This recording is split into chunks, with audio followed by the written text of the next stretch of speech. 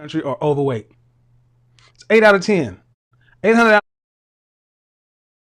of 1,000 is. Down to it, women are supposed to be hypergamous. They're supposed to want men with resources and things like that because it makes it easier to take care of a family and that kind of thing. We understand all that. But here's the problem. Like it or not, in the black community, we have an issue with weight. And today we're going to be focusing on women. I don't want to hear anything about, well, not all, not all, not all, or the men do it too. We're grown people over here. That's not how we do that. 80% of black women in this country are overweight. It's 8 out of 10. 800 out of 1,000.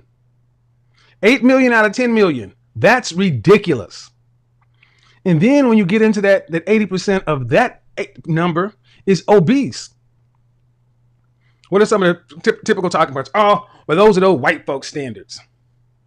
Right. Go back and look in your family album, and I guarantee you, you don't see no 250-pound big mamas back into the 1900s.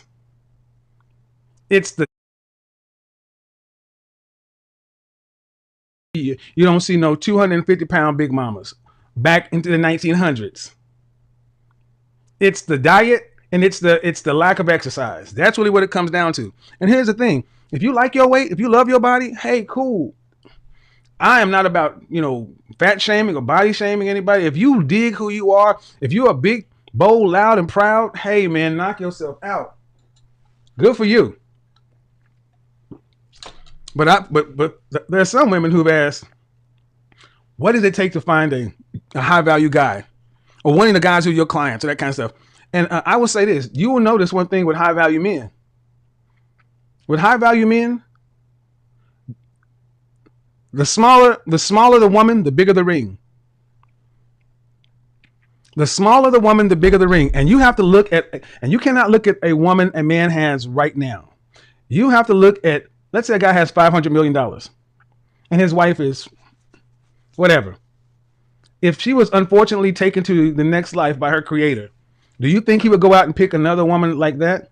Or do you expect him to come out with a hot little thing? See, we got to act like we know what's going on around here.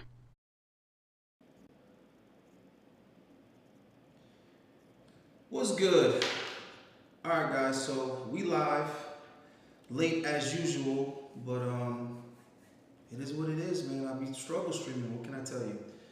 Go ahead and jump in the chat. Let me know what the audio was sounding like.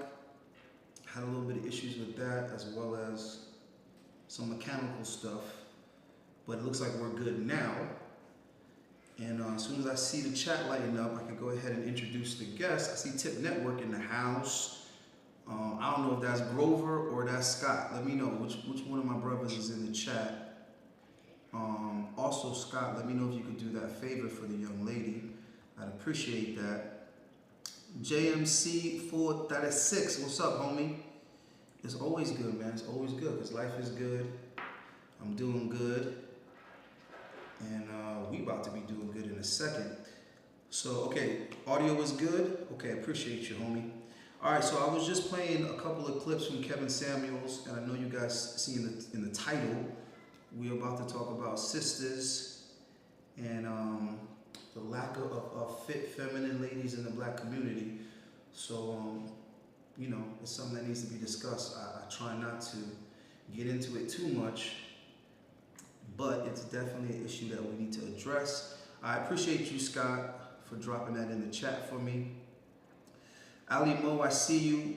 15,000 followers, not bad, not bad. Yeah, you know what? I think it's terrible, but they keep telling me that that's supposed to be good. They be comparing me to YouTube in general, and supposedly 15,000 subs in less than a year is supposed to be good. But y'all know that I've done more for other channels than that. I've taken other channels from 70 to 300 in 6 months, so I need to figure out how to work that magic on my own channel. But I appreciate the support, though. Appreciate the support, but we never satisfied. Not even close. So we're going to get into some clips from Kev, some clips from Chantel Simone, and I think 1 or 2 clips from Six the Goddess. and all going to be pertaining to, what do you call it, BBWs, or I know what I'm talking about, man. Overweight women. All right, I don't know about all the acronyms, whatever y'all got going on. All right, but we got a female that I think fits the description of FBI. I don't know if it's supposed to be fit, beautiful, and inspirational, or is it supposed to be feminine, beautiful, and inspirational? But she fits both of those, so we're gonna go with FBI on that. And let me see who else is in the chat. Divine Lou. The fit component is the hardest to find. Well, I agree with that. Grover, keep pushing. Yeah, man. Well, what you mean, Grover? What you mean 15K's around the corner? Bro, I hit 15K already. You mean 20K's around the corner, homie? 20K's around the corner. And when we go to Thailand, it's gonna come real quick. But the brother Divine, I think that if you could find a lady that's got all the other components and maybe she's slacking a little bit on the fitness, well, for me personally, that could actually be a come up, because I got years of coaching and training experience. So I'll just get her ass in shape. So if you're gonna train with her and you're gonna motivate her, you're gonna hold her accountable and get her on the grind on the program, it actually could be a good thing. So I do recommend that brothers not necessarily disqualify women for certain flaws, because if you can work with her in that area, if you got a chick that's working for somebody else but she has a skill set, she has potential, you can help her build independence and learn how to generate income on her own. Boom. All right, now you got a chick that can make her own money. If she struggles with diet or fitness, then boom, you can help her in that area. Now she's fit. You get what I'm saying? So sometimes a small character flaw or whatever like that is actually a good thing, because men need to be needed. You know, men need to be admired and respected before love. All you motherfuckers out here looking for love, that's some weak shit. Stop looking for love. All right, love yourself. What you need to do is build characteristics that are going to command respect and admiration from other men as well as women. And one of the ways you could do that is by leveling people up. All right, let's see what's going on, because I see a super chat in here already. So what we got in here? JMC, thank you for the $5 super chat, or 5 New Zealand. I'm not sure if you guys go by dollar, but the New Zealand currency. Appreciate you. Allende, have you considered doing college tours? Talks could be a good way to stand out in the space. That's interesting, but nobody's invited me to speak at a college yet, so I probably wouldn't turn down any invitations to speak. I mean, I'm invited to speak at the 21 convention, so I'm gonna do that. That's gonna be in Orlando. You guys know that's, you know, huge every year, so that's a blessing to have that opportunity as a rookie, first year in the space. So I'll be working on my presentation for that. So yeah, so I mean, once I have that presentation, I guess I could say it at other places. I guess I could probably use some of that same material. So I'm gonna look into that, brother, because what is it, Bolden University, that college that's in Colorado?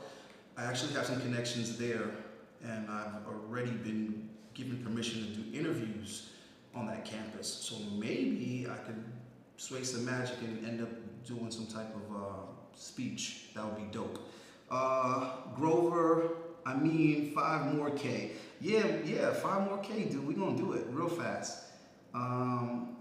Divine, true, if you help her out, she'll probably want to repay you. Well, I already tell you guys, stop doing things for women like unspoken. If you're gonna do something for a woman, treat it the same as you would for a man. Let her know up front what it is that you want in exchange, and go ahead and exchange value and barter like a businessman would. This is how a lot of you guys get caught up in that friend zone shit and start getting resentful because you do things for women and you act like you didn't want anything in return, and then she doesn't give you anything in return, and then you're looking stupid. So, if a woman wants me to be training her and all of that, I'm going to tell her straight up, well, I have access to your body, right? You're my woman, because I'm not going to get you sexy and then you go run off with another dude. What else we got in here? JMC, Milo, Candace, and Ben got big in their space due to doing it, and you could be the only one, or at least the first in the space. Well, you know what? I'm going to have to ninja that. I'm going to have to do some shinobi shit and slip under the radar, because I can't come in there talking this, male empowerment, masculine mindset shit. They're not going to let me on campus with that. So maybe I can sneak on campus talking about fitness. and then when I get up in there, I start keeping it authentic. But I doubt that they're going to let me just mosey in with my type of content. All right, guys. So looking at my Fitbit, I'm going to give it 3 more minutes. And 8:15, I'm going to go ahead and introduce this guest, and I'm going to let her go ahead and tell you about herself. I think she's very interesting, very beautiful, and I think that she's fitting the description of that unicorn that we were talking about. All right. Real quick, what's this? So Cash App is in the chat, guys. Matter of fact, let me go ahead and add an overlay too. So now the Cash App is also on the damn overlay too.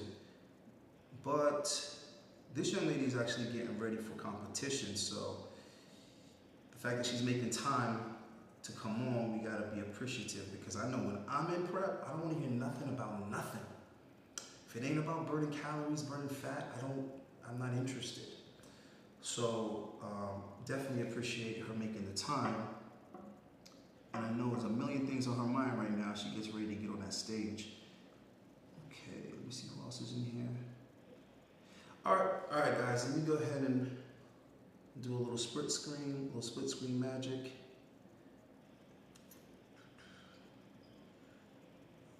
Okay. All right, you're on. Hello, welcome to Authentic Alphas. How are you doing? Hi, I'm good. How are you? Thank you for having me. Likewise, thanks for coming. So what is your name, what is your age, and tell us where you're from? My name is Aisha. I'm 35 years old, and I'm from Virginia, but I'm living in Florida right now. I'm stationed here in the Air Force. Okay, well, I'm learning. I actually didn't know these things about her, guys. I try not to ask too many questions because I want to act shocked when she says she's 35, and I swear to God, I thought you were like 26 or something like that. So, yeah, we talk hella trash about women in their 30s, or at least I do. So now, now you got me sounding like a hypocrite. You're over here proving me wrong. But yeah, man, that's really hard to believe. So, 35. Yep. And what is your ethnicity? Where's your background? I'm black, but I have Puerto Rican descent on my mother's side, so. Yeah, it gotta be something. It really do. It gotta be something. Because I wasn't sure if you were like Dominican, but then I was like, she could. Hold on. I know you can still hear me. Hold on. Sorry, guys. I was touching the screen too much. Let me fix it. Hold on.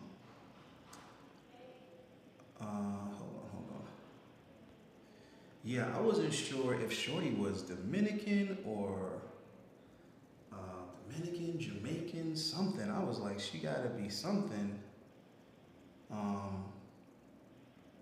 Yeah, but I was like, she cannot just be black. Well, maybe you're a true native. That's what it is. You might be indigenous. Yeah, I'm all mixed up kind of, but mostly black and Puerto Rican. Listen, if your family is originally from Virginia, I would not doubt that you are Pocahontas. You are... Yes, my grandmother's Native American and Irish, actually. Okay then, so that's what I'm trying to say. You are the Yeah. original American. I know. I don't even think or believe. I know that's what it is. Right.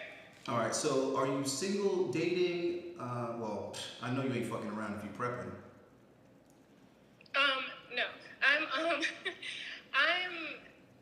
I'm trying to date, yeah, for the first time in like maybe 2 years or so. So I'm single and I'm open to, dating. Okay, so why the delay? Why have you spent 700 days out of the game? I just was in a long relationship and took some time, just to work on myself, and then now I'm dating.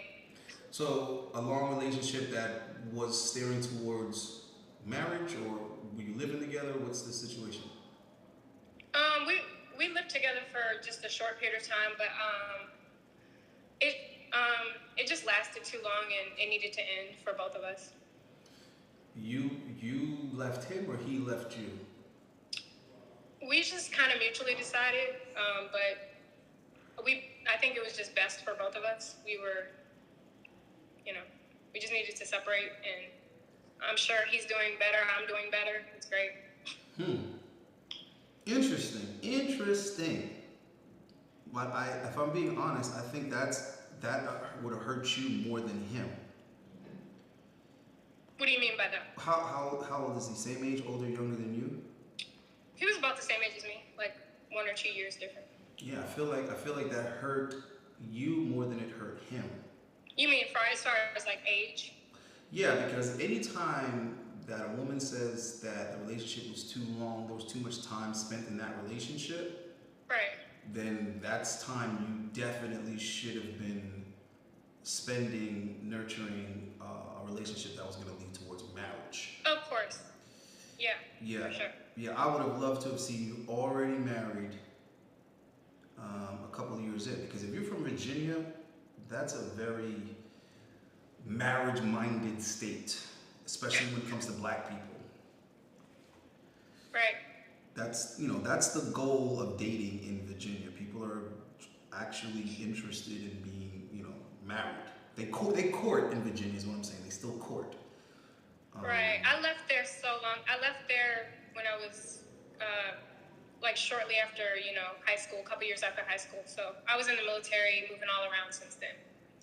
Somebody's asking in the chat, why are our sisters almost 70% single? So I'm gonna let you answer that, because you are one of these sisters that damn sure should not be single. Why are 70% single? Yeah, why are 70% of sisters single? I don't know. I don't really want to be single. I'm just single. Right, but that's what I'm saying. We're trying to get to the bottom of this. I have no clue why most people are single. I don't know. Probably because most people don't take the time to be the best version of themselves, I would think. So to be inclusive to fat people. This and then it grow or better themselves outside of a relationship. Right. You may disagree, but I'm of the opinion that a man that is in his role, he understands his position and he understands what qualities he needs to be bringing into a relationship to be worthy of a woman, let alone a valuable woman. I think that's I think it's a given. I think there's a lot of guys that are sounding just as entitled or more entitled than the women, because I think women are entitled to a man. I'm not saying that women nowadays, the average woman necessarily deserves a man. I'm just talking about being a female. You are to an extent entitled to a man. A man of your own, that's a whole nother conversation. But you are, as a female of any species of mammal, you are entitled to a man or a male of that species. Now, the same cannot be said about the male of the species. I'm just dealing with biology, I'm dealing with facts, I'm dealing with the numbers. This is how it's always been on the planet Earth.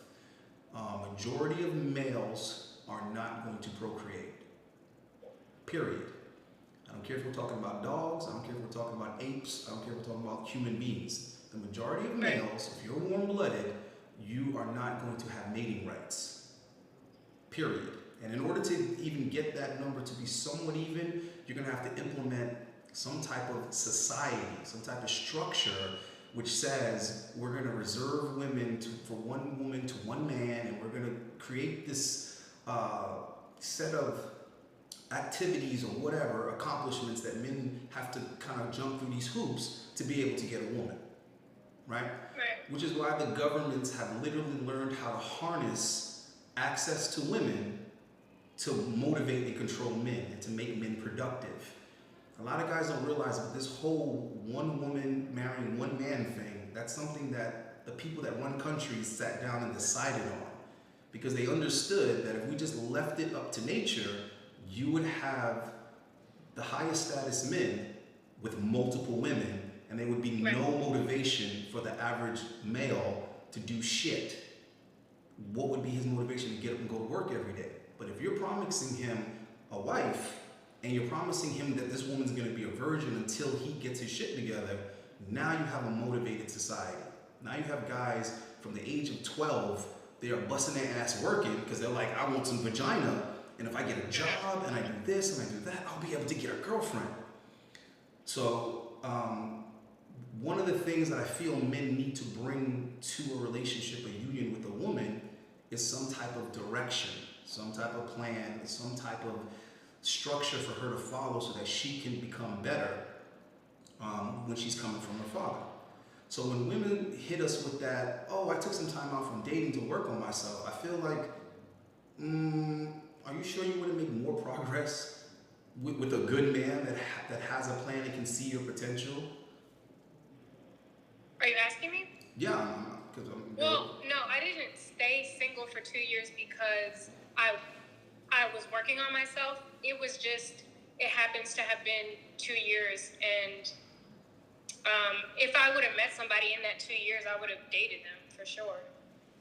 Well, how often are guys approaching you? Not very often, honestly. Why do you think that is? I wonder the same thing. I'm not sure. Now this is something, how long have you been living in South Florida? I'm in North Florida, but 5 years. Sorry, North Florida. Are you like in a somewhat mixed community? Yeah, well, not if you ask me, but obviously there's a large military presence here.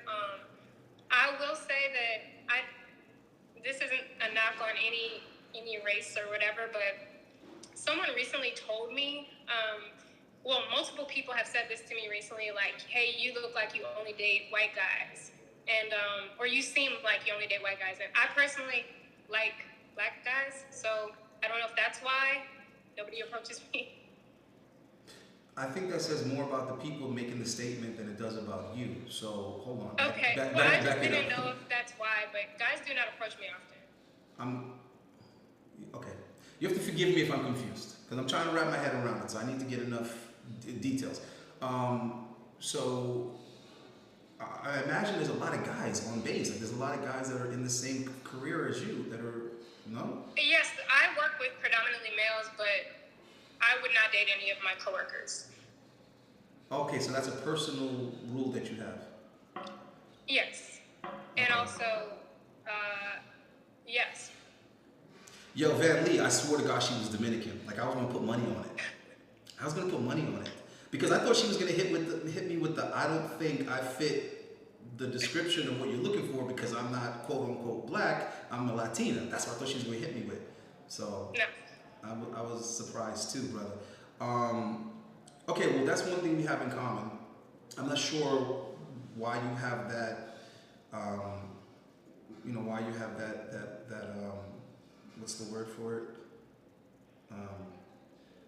The word I haven't eaten today, but I also do not subscribe to dating people that I work with, dating people that I go to school with, dating people that live in my building, dating people that go to the same gym as me.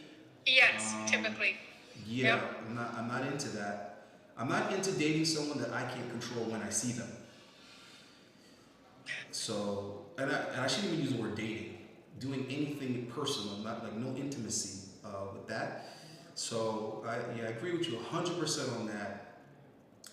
And sometimes that can really be unfortunate, because you have that standard for yourself, you have that already understood, I don't do this, and then you see a lot of people where you were like, phew, if it wasn't for the fact that I wish they would fire your ass because yeah, yeah, we would definitely Also, be a lot of the guys that approach me are like 24 years old. older than you. Wait, how old? 24. Oh, you're saying they're younger. Yes, way younger. What is your age preference in men?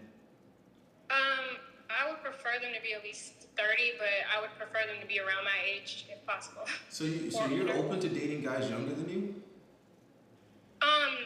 I am open to it, but I mean, I would date guys older than me. I would date guys my age. I just am saying I wouldn't really want to go. I don't really want to go younger than me. It's just that's who approaches me more. Man, it takes a hell of a dude to date an older woman, bro, and be able to no, for real, bro, to be able to, to be in position because I don't see where the dominance is at. Where does the admiration come from? How is she gonna admire a dude younger than her? It's tricky, or even the same age. So I feel like it has to be one hell of a dude. Van Lee, you don't never super chat asking all these goddamn questions. I'll get to that anyway. All right, be patient. I'm not gonna rush my questions for you, Negro. I'm gonna have to cash out for that. Okay. So, what are your views on marriage and then children? We're gonna jump the gun a little bit and then we'll peel it back. I want to get married. Like, as far as me, I want to get married. I want to have a child, but I don't want to be a baby mama. So I want to be smart about the person who I have a child with. I mean, Black Pope, chill out, man. I'm getting there. Let me do my job. I'm getting there. All right. So the next question is: are your parents still together? Are they married? No, they were not together my entire life. Oh, you didn't grow up with your dad? I actually was raised by my grandparents. A lot of times that's even better. It was great, yes. A lot of times that's even better. That's even better because you get that old school. I was raised by my grandparents. And my grandparents are still together, yes. Yeah, yes. Love my grandparents, man. Boy, I tell you. I don't know where I'd be if I didn't have my grandparents. Woo! Anyway, both sets of grandparents. So, and my grandfathers both had other women too. So, but I never met those women, but they had those women too. They took care of those women too. So yeah, for me, all of the things that I see people not getting along about and not staying together about, none of those things make any sense to me. I don't see it. It's like, oh, I broke up with my baby father because he cheated on me. And I'm like, my grandfathers both raised two different families. That's not a reason to leave anyone. What are you talking about? That's madness what you're saying. So your children went without a father because your baby daddy slept with another woman? That takes like 20 minutes. You just threw away your kid's livelihood for 20 minutes of infidelity. I'm so confused. But I can never wrap my head around the reasons why people break up nowadays. It confuses me. I feel like if you're together, you're supposed to deal with the issues of life, and staying together is the whole point. So, I mean, shit happens. Whether it's somebody getting cancer or somebody, anything can happen. I just feel like that's just another thing that can happen. The same way why I don't understand why American blacks focus so much on racism. It's like, there's a long list of reasons why people cannot like you. Why do you get so infuriated when it's over race? It's like they cannot like you for tens of thousands of reasons. Who cares? What difference does it make why they don't like you? They don't like you. You know what I mean? Do your thing. Move on, do your thing, get yours. Focus on, increasing the quality of your life. But you're over here saying people are supposed to treat you a certain way because equality? Like, I'm so confused, you know what I mean? Like, I don't know. I was taught that if you work hard, then all those things don't matter. You get what I'm trying to say? If you're saying that I'm this, and this because I'm black, but then I'm outperforming you academically or outperforming you in the workplace, then your argument falls apart. You see what I'm trying to say? If your argument is that I'm less than you because I'm black, but then I'm beating you, it makes you look even worse now, is what I'm trying to say. So, and then it's like, if a man cheats on a woman, if that's what you want to call it, but he's married and committed to one woman, he's paying her bills, he's raising her children with her, like, I'm so confused. So you're going to break up with him and be reduced to the same level as the woman that he cheated with. Like, he's not committed to that woman, he's not with that woman, he's not providing for that woman. So if you break up with him, now you also don't have what you just had. I don't know. That's just how I look at it as a man. You understand what I'm saying? If one woman has the ring and she has the house and she has the kids, how are you gonna let the side chick or the chick he cheated with? Why would you give all of that up for? You see what I'm saying? Right. I'm not saying it's right what he did. I'm just saying the response of breaking up with him is counterproductive. You just reduced yourself. You just went back now. Now your children don't have a father living in the house. You don't have a man providing for you now. You don't have the commitment now. So I just feel like it would have been smarter to like work through that. I don't know. All right, so I'm gonna play a clip from Chantel Simone. She's definitely a friend of the channel. I love her content. And she's just basically gonna touch on, body shaming and the body acceptance movement and everything like that. And then I'm gonna kind of ask you, how do you feel about those things, and does it have anything to do with your fitness choices? So let me let that play. Okay. Became the fat acceptance movement in the 90s. It was started based on what I was reading, the little research that I did on it. It started to be inclusive to fat people, to allow them to feel comfortable in their body, right? However, it has done a huge disservice to a lot of BBWs, a lot of bigger people, because it made you became comfortable in your body, if that makes sense. I'm trying to choose my words carefully, so you can hear the message. So those who need to hear the message can hear the message. The body positivity movement started, I want to say its intention was good, but what it became is unfortunately keeping many of us, many Black women, mediocre. Keep it. Hey, Madurai, I don't know if I shouted you. Shout out. Thank you for being in. React to it. It is what it is. So, sis, we are using your video. Sis, if you see this, I ain't got no problem with you. Hold on. We'll play 6 next. So basically, what do you think about this whole body positivity movement? Where do you fit in with it?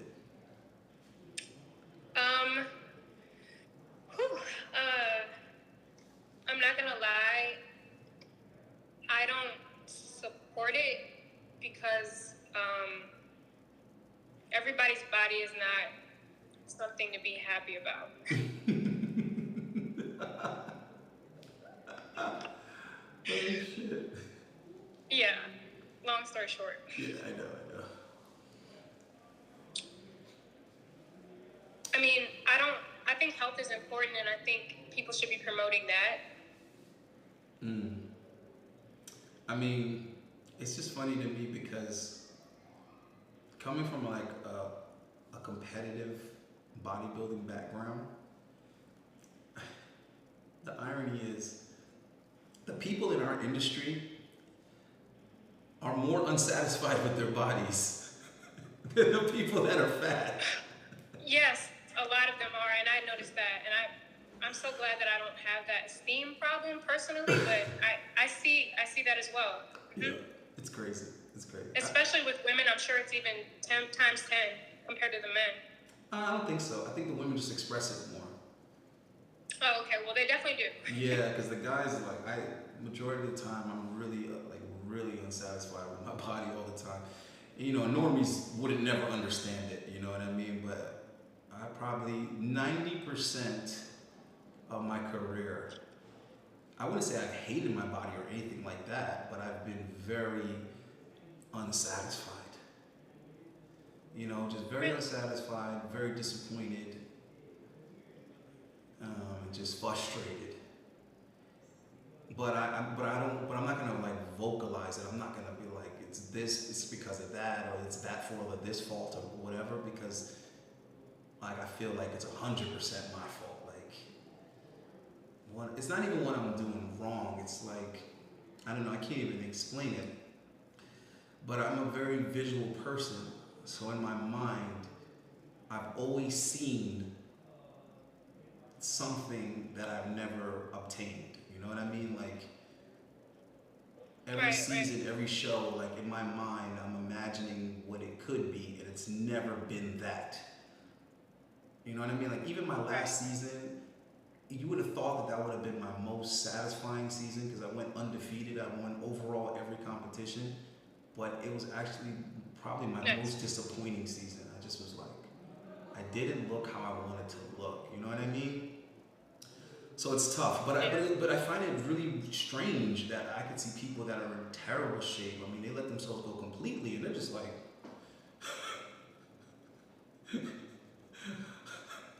I love myself how I am. I'm just like, God damn. Yeah, but I mean, I've had conversations with a lot of bikini girls. I've coached a lot of bikini girls, and I know a lot of them have always been unsatisfied with themselves. And like I could never see it, you know what I mean? Because I'm thinking, I'm like, she looks fucking great, you know, like she looks amazing, and like we're gonna get there, you know what I mean? Like we're gonna get there, you know. It's a matter of time, we're making so much progress. But when you look in the mirror, you just see what you don't have yet. Right. But I actually wanted to ask you, what made you get into bikini in the first place? So I got into lifting, probably I was lifting for 8 years, and then I broke up with my ex about in 2020, and beginning of 2020, and then I just decided to do a prep because my coworker was doing one, and she told me about her coach. I hired the same coach, and we both went through prep, and I won my first show overall, and so I went to nationals 2 weeks later and got 7th, which was good for my first national show, and then I've just been doing it ever since. So this will be my 5th show. So, I mean, is it safe to say it was kind of like a distraction for you? Yeah, for sure. That's probably why I went 2 years without dating, yes. I mean, that's crazy because that's literally my exact story. I got divorced, and my ex-wife started dating an IFBB pro, and I was like, okay. I was like, awesome. Because one thing about me, I've never had any hate in my blood. I've never had jealousy. Like, people don't gotta believe me. I don't give a fuck what people believe, but I've never been able to feel that emotion. Like, I can't grasp that emotion. So I just was like happy for her. I was like, all right. And I told her straight up, I was like, this guy that you're with, you're doing a lot better than me. You know what I'm saying? This guy's making more money. Yeah. I owned a condo. He owned a house. You know what I mean? I had a fully loaded Charger. This guy had a fully loaded Benz. You know, I go to the gym every day. This guy's an IFBB pro. I was like, you know, I'm 5'10". This guy's 6 foot. I was like, shit, you're doing good. And she was telling me something else. She was like, no, it's not like that. I'm like, Instagram says otherwise. You know what I mean? She's like, no, you can't believe pictures. I'm actually fucking miserable with this guy. And I was like, yeah, whatever. Make it work. I was like, make it work because we didn't work, so make this shit work. Right. You know, I wasn't harboring any bad feelings. I just was like, whatever, take the condo, take whatever. I'm out of here. I'm gonna move on. And I was like, yo, you got this guy or whatever. And she was like, to be honest with you, she's like, I don't know why you never competed. She was like, you have the genetics. You're in the gym every damn day. She was like, I think you would be better than him if you ever were to do it. And it was weird because all the people that had said that to me for years, I just ignored them. I was like, that's the stupidest shit in the world. Why the hell would I go through all of that to impress some judges? I don't give a damn about these judges. I'm trying to be sexy, trying to get this money. I'm not going to spend all this time and effort to go do some stupid show and diet and all this. Because I knew a lot of bodybuilders. And I felt like what they put themselves through was just stupid. And she was the only person that when she mentioned it, it's like, it clicked in my head. And I was like, why haven't I? Why, I should. And I thought about my grandfather. He had just died. And he was always asking me, why don't you compete in bodybuilding? Because you go to the gym every day and you don't play any more sports like when you was a kid. And I was like, cause my grandfather was very competitive. When I was a kid, he always wanted me to like play sports and win. So that was my motivation to play all the sports I played, was to try to impress him, to try to make him happy or proud or whatever. So when he would say that to me, I just kept kind of brushing it off. So him being dead and me going through a divorce, I said, you know what? Fuck this shit. I don't even want to think about this divorce. I don't want to think about girls. I don't want to think about shit. Let me just throw myself into this. And then it was a wrap. And then I never looked back. And then like probably after the first year, I decided I want to go pro. It was actually confronting that dude that made me decide I wanted to go pro. Because I ran into him. I heard he was talking shit. I ran into him and he didn't want to fight. So like I approached him at a bodybuilding competition. He was coaching somebody and I was competing. And he's like, yo, I don't got time for this. I'm like, bitch, I'm competing today. I don't fucking have time for this shit. You, in the parking lot now. He came outside, he didn't want to fucking fight. So I was like, you know what? I was like, I'll just beat you on stage, nigga. And he was like, beat me on stage, and he laughed. He was like, you're an amateur. I said, I am now. I'll see you. And then I got my pro card and this motherfucker don't compete anymore. But anyhow, that's just how competitive I am. And for me, it was a way to kind of like just channel my, my emotions and my focus into something else. So I could definitely relate. Hold on real quick. Trey, shout out to Trey for the $5 super chat. He said he loves the channel. And I'm like, Trey, if you love the channel now, what you gonna call it in a few months? What are you gonna call it? Because the channel about to do all kind of magical shit. So you need to reserve the word love for another 6 months, Trey. I appreciate the support. Just say you like the channel. That way in 6 months you can be like, I love the channel. All right? Because it's gonna get crazy. All right, so are you in a position now where like sisters are coming to you for like coaching? They want you to train them. They want you to. Are you inspiring women? Yeah, I do have people, yes, who ask me questions all the time. Who ask me if I can write them a meal plan, write them a training plan. I had a girl the other day.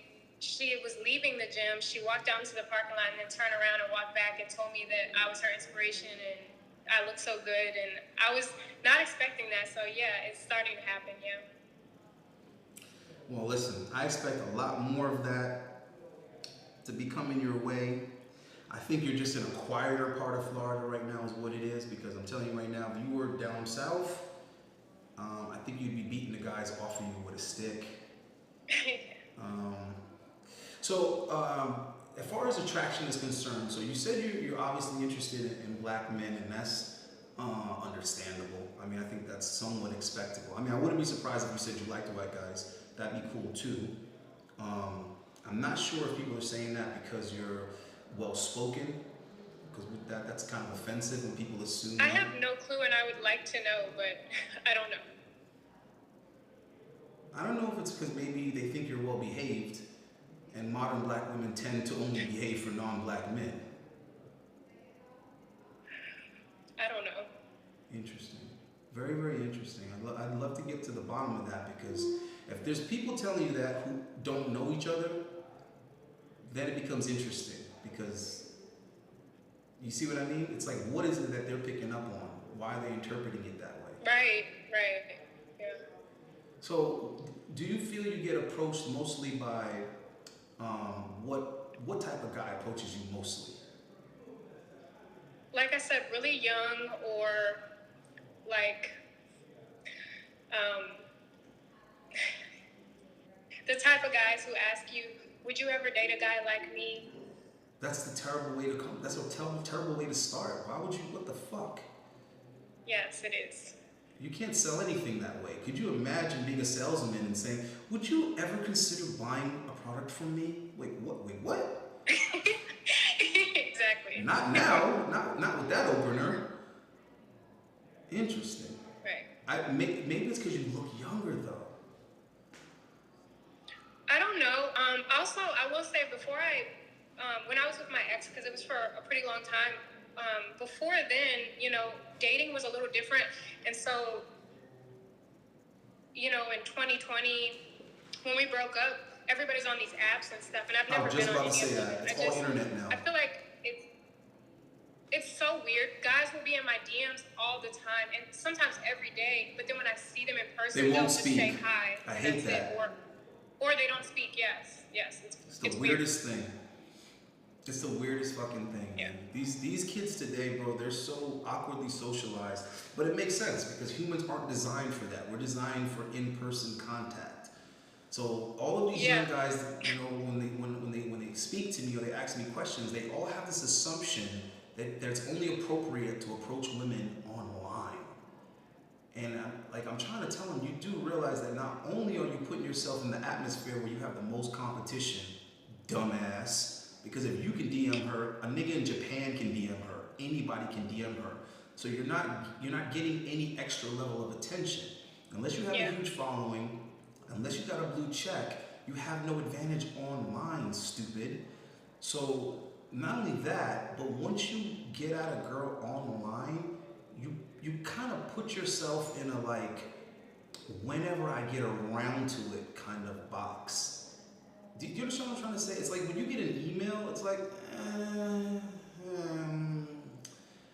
I'll get around to this email. When I get around to this email, you get what I'm trying to say? Whereas if you talk to a woman in person, she has to give you her undivided attention. It's just a matter of how much of it for how long how long are you gonna get it for? But you're gonna get it. So if you approach her, she just says, "Hey, hi," and she keeps it moving. Well, you're worth 3 seconds, buddy. You got her undivided attention for 3 seconds. Right. And even if she was on her phone texting, even if she was on Instagram and you approached her in real life, she would have to stop what she's doing and look at you. And it's like, you're on. This is your 15 minutes of fame. What are you going to do with it? Now that you have my attention, let's go. And it's called the elevator approach. Because when you are trying to talk business to the higher person or the person who you're trying to get the approval of, you got to be able to get their interest in about as much time as it takes to get from the first floor to the 8th floor. You got about that much time to hook them, right? So, the problem is this generation of guys isn't even practicing that. Although I will say, this generation of guys should have absolutely nothing to do with you. If you're in your 30s, you shouldn't be concerned with this generation of guys. Oh, well, the thing is, I don't know. I'm open to guys approaching me or to, meeting guys in places. I'm trying to put myself in more places where the guys that I would like might be, but it's just, like I said, I'm dating, I'm talking to people or something, but it's just not, I'm not dating anyone exclusively. Well, let's establish that. So what are the characteristics? If you could sum it up, like what do you like? Don't tell me what you're open to. Don't tell me what you would accept or kind of sort of. Ideally, all right? Because when I started competing, I knew exactly what I wanted. I knew exactly ideally what I wanted. You know what I mean? Like competing actually did that for me. It made me very clear on what I wanted in the opposite sex. Right. And also, it made me very patient. Like I literally was like, yo, I could wait till I go pro before I even, jump on it, because I know what I want. And if I want an amateur, wellness competitor, I already know that I need to be a pro already. Like I already know that, because for the dynamic that I want, I need to already be established in a whole nother tier than her. Did you say you want an amateur wellness competitor? Yeah, I knew that. Like, I knew that's what I wanted. Why are you laughing? No, it's just funny. And there were so many to pick from. Right. You see what I'm saying? So in my mind, and I could be wrong, I could just be making assumptions. I don't have a vagina, but I'm thinking to myself that the females are probably thinking the same thing. They're probably like looking at the guys in the pros and thinking, oh, I like Jeremy Badea, or, you know what I'm saying, I like Ruff Diesel, or I like Chris Bumstead, or, you know what I'm saying? Like, in my mind, I'm thinking they would have to, because since we're in the same literal sport and league, it like narrows it down. Do you understand what I'm trying to say? Like, if you were anything else, like if you were a lawyer or a banker or whatever, it's like, oh yeah, ideally I'd like to date another lawyer. But there is no like defined league where you could be like, I know what all the other top profile lawyers look like. Like, I know who they are, I know their name, they got a number on their jersey. You know what I'm saying? I know there's this guy, Matthew, out of Dakota, and he's killing it with the court cases over there. There's this guy. Right, it's small, yeah. Right. I feel like when you're in the IFBB and the NPC, I feel like you legit can look at the roster and be like, yeah, I like this right here. Ooh, but what about this? You know what I'm saying? Oh, I really like him. And then you know all the other guys that they're invisible to you. You know what I mean? Like, no. I would never do a 212 guy. Too short. So, I mean, have you had that kind of thought? I mean, I know what kind of guys I like. Is that what you mean? I'm talking about down to the guy though, like, or you don't want to date a guy that's competing. To be honest with you, when I see somebody who is physically attractive, I automatically, I don't assume anything negative, but I don't assume anything positive. I'm like, oh, they probably don't have the type of personality that would necessarily click with mine. I never assume that they're going to be, just because they look good on the outside, that they're going to be good on the inside or whatever. Interesting. Personally. I guess I'm just probably thinking in terms of clout, because a lot of girls, they're thinking like, this would be good for business. This guy would be a good career move. I don't think like that. No, I'm just saying, because a lot of girls came up, like in that industry, a lot of girls came up with the guy that they chose to pair up with. You get what I'm trying to say? Like, oh yeah, we're selling hella supplements and meal plans if I date this dude. Yeah, the Instagram gonna be lit. All right, fair enough.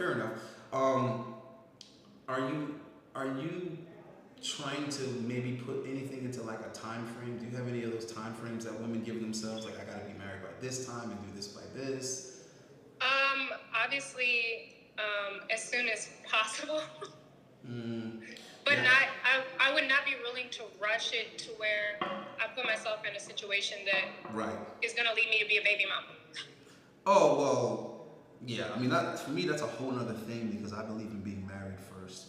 I believe in living together first, then getting married, then having the... Right.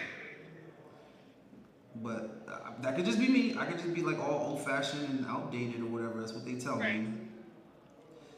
I was reading somewhere that correlating food intake and expenditure to weight gain loss is false. The author was pushing the keto diet. I have no idea what you're talking about. So I have no idea what he's talking about whatsoever. I feel like certain people be making this stuff so much more complicated than it needs to be.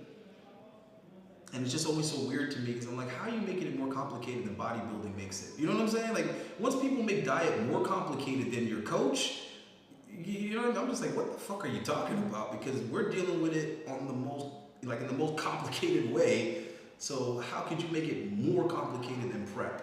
So I think you guys are wasting a lot of time reading a lot of bullshit, because you're not there anyway. Like, I feel like the average person is nowhere near any of this complexity, but yet they let it distract them and confuse them. Should I do the keto diet? Should I do this? Should I do that? It's like, why don't you just learn how to eat clean first? Like yeah, seriously. Like, what the fuck? Like, why are you making this shit so scientific? No, because I heard this, and then what about this, and then my macros, and then my micros. It's like, the fuck are you talking about? Just eat some broccoli and some rice, bro. Shut up. God damn. Oh my god. All right, let me see what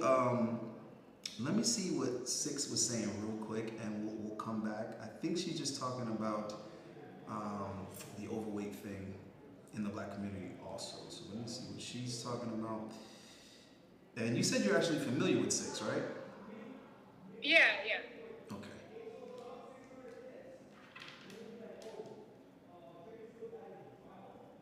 Hold on, why is it not loud? Hold on, guys. I don't know why there's no audio. Probably because I need to turn the audio on. We are very hard on our men and what their role is. We don't have a problem kind of keeping our foot on their neck when it comes to their job as providers, protectors, and this, that, and the third. So we just want to go ahead and acknowledge and I'm going to speak about this after I play the video. We have no choice but to acknowledge if men have the role of being the protector provider, that we naturally as women would have natural multi roles in the same sense. And it is just as important for us to play our role and play our position as it is for the brothers. One thing cannot exist without the other. I know that many of us come from an indoctrinated mindset.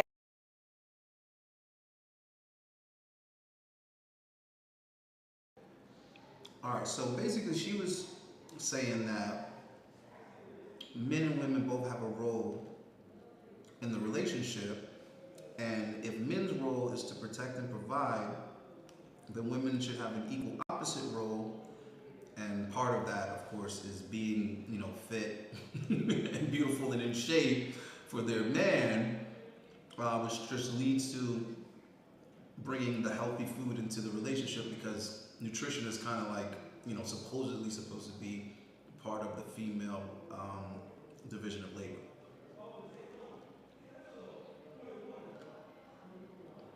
But what do you think about that? So I agree. I feel like women have like the ability to inspire and to influence men, and like to work hard, like, you know what I mean, like the mosquitoes, to make them want to work hard for their women, for their children, whatever. But when the woman's not giving them, I guess, something to work for, or like influencing them in a positive way, or they're eating unhealthy, they're lacking discipline, I feel like it can kind of make the man go down that road too sometimes. Like, you see couples, a lot of them gain weight together. I mean, personally, I think it's like super disrespectful. And I'm coming out of a 2-year relationship, and for the first year of that relationship, it was polygamous, and I had 2 women. I had both of them. And what I found interesting is that the one that I ended up staying with for a whole another year was more motivated to stay in shape and to exercise when it was 2 of them. But they would wake up and go to the gym every morning. Every morning they'd be, I would wake them up. I would get up about 5:30, and I would start doing my cardio and doing my shit. I mean, I put a treadmill in the fucking house because it just made more sense. I mean, so I would be already up doing my cardio. They're still sleeping. I would wake them up so that they could get up and go to the gym at about 6:30, and they would go to the gym and do their thing. But for me, I felt a lot of it was a respect factor. To be honest with you, I felt like it's mine. You know what I mean? Like, it's mine, so I need you to I need you to take care of my shit. You know what I'm saying? I need you to, the same way that, like, I feel like people need to be in shape for themselves, because if like you said, if they're doing it to just compete, or they're doing it for revenge, or doing it just for a vacation or a wedding, then it's not going to last. Well, no. Here's the thing, though. Yes, I agree with that 100%. But I feel like there is potentially some extra oomph on that, right? Like, for example, as a man, I might be like, yo, I go get a lineup like every 10 days, or it might be like every 2 weeks, because whatever, I gotta maintain my shit or whatever. But if my woman is like, I love when you grow your beard out, and I love when you get lined up, then that 10, 12 days becomes 4 days now. It's like every 4 or 5 days I'm getting that shit lined up, because I know that she likes it like that. I know she likes her man like that. You get what I mean? If she likes a certain cologne, That might not be my favorite cologne out of the collection, but that's the one that my girl prefers. So it is what it is. So I feel like there's a certain a catering. You know what I mean? So a woman can be like, listen, Yeah. I'm good at this. Yeah. Like I like to go to the gym, 1 to 3 times a week, and I'm comfortable like this particular shape, this particular weight, or whatever. But if her man, you get what I mean, likes a little bit more, then she's doing an extra 1 or 2 days in the gym, and she's staying, 3 or 4 pounds less body fat than she would be comfortable with. So it's not that she isn't taking care of herself for herself. It's just that knowing that the guy wants that little bit more, that little bit extra of a look. Like both of my girls were competing. One of them was really, into it and passionate. Like she already decided a long time ago she wanted to do a bikini show. I just pushed her into it a lot sooner. She thought she needed a lot more time. I was like, nah, fuck that. We're doing that this season. At this time, we're gonna do this show, whatever. She didn't think she had enough time. I'm like, look at me, look at me. I do this. You're not gonna tell me how much time is needed. I do this. You've never done a show. I've coached women before. This is the time frame that we can win in. And sure enough, she came in second place her first show and was very competitive. The other one had no interest in it whatsoever. Like I literally had to drag her through prep.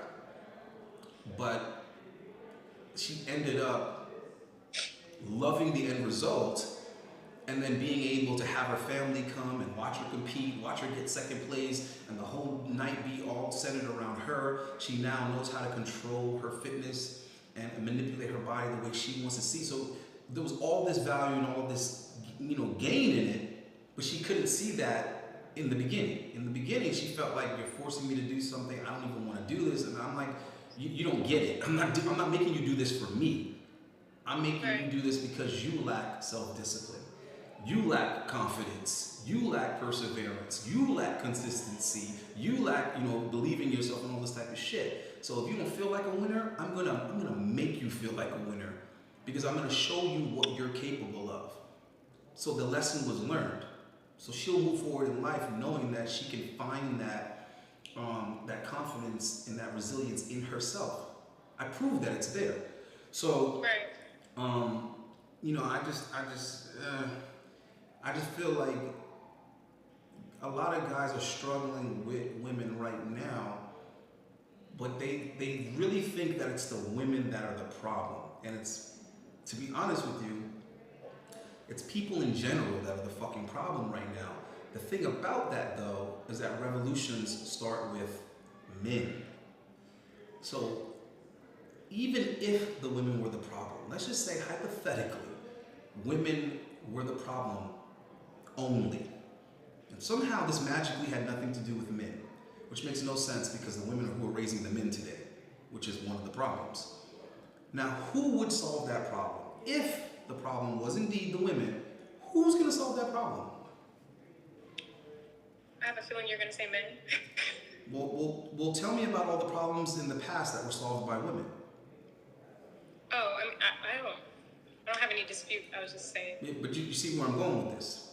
That problem solving is in the male department. Regardless of who caused the problem, regardless of where the problem originated from, men are still the gender that is designed to figure it out. So you look at the menstrual cycle. Who came up with the medication or whatever type of pill or your painkiller, whatever you're going to take when you're cramping? Dudes came up with that. Okay? Who came up with tampons? Dudes came up with that. Right? However, part of me feels that usually, and I don't know the numbers on this, but typically women are the ones cooking or providing food or even going out to purchase food for their families. I feel it's a little bit of a responsibility on them to make it nutritious foods. No. I agree with that 100%. I'm just talking about like if women today are the problem in relationships. You get what I'm trying to say? Right. Then it would be men that would have to fix those problems, right? Whether it be starting at the beginning as good fathers to raise these daughters, or if you're coming in as a man with so much value that you have the leverage. You know, right? Like one thing that Kevin Samuels said that is like, it's so real, but like I didn't need to hear Kevin Samuels say this shit for it to make sense to me, was that your woman needs to work for you. You need to employ your woman. So in my mind, I can't expect to dominate a marriage and lead a marriage successfully beyond reproach if my wife doesn't work for me. So that means that I would have to already put myself in a position to be a boss.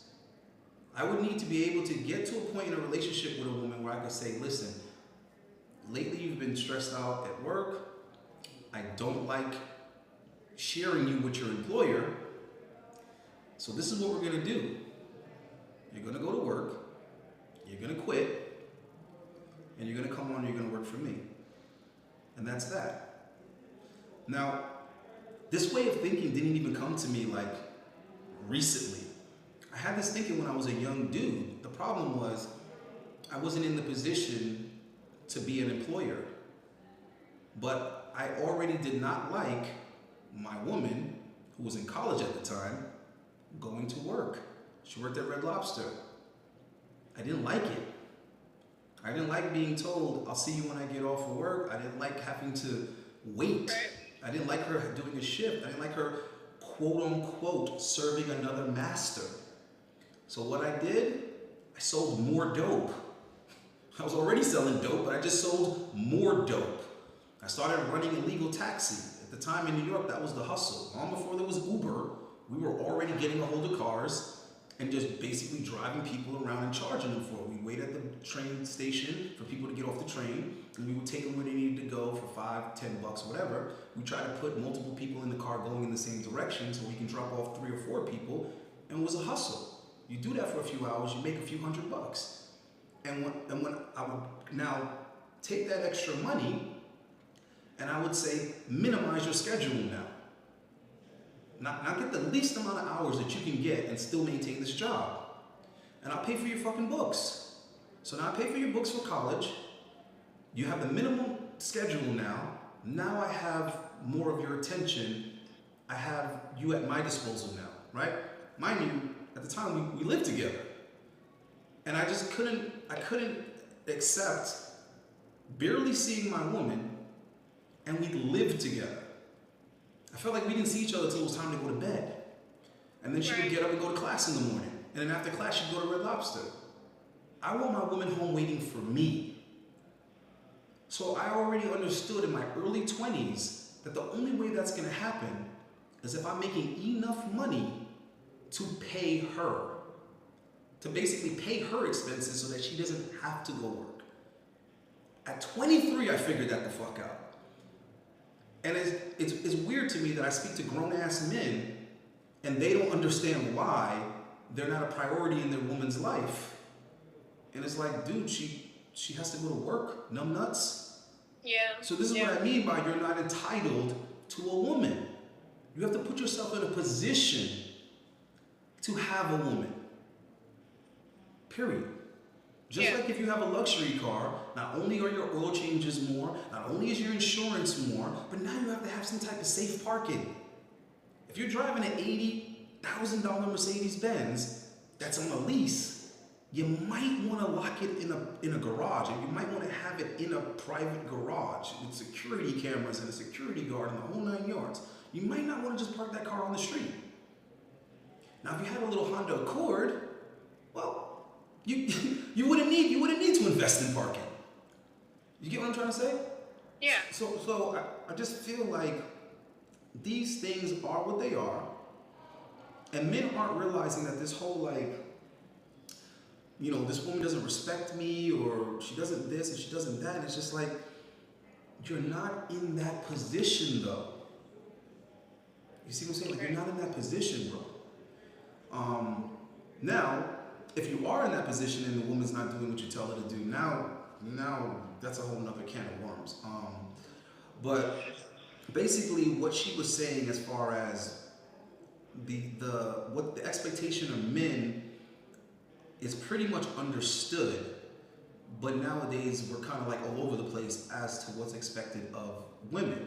So, as a colored woman, what would you say is expected of the men, and what do you think would be the expectation for women? For what is expected of men? Like, what are men supposed to be bringing to the relationship, and then versus what women are bringing?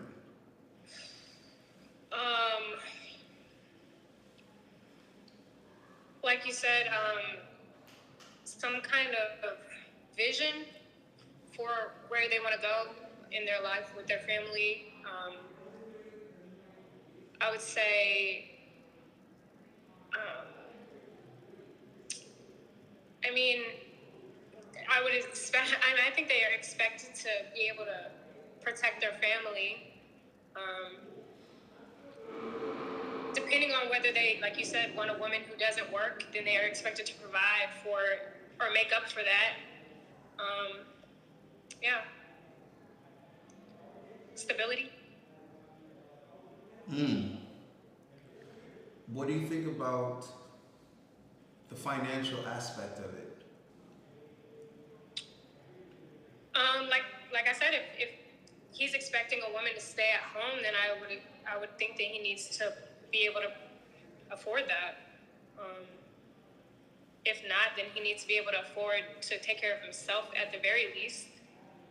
Yeah, but see when you went with that very least part. That's the part that I don't like.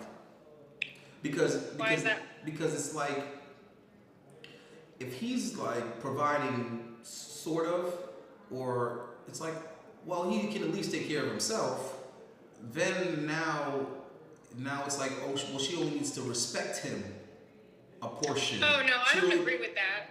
You know, I don't agree with that. but that could be up for discussion though. You see what I mean?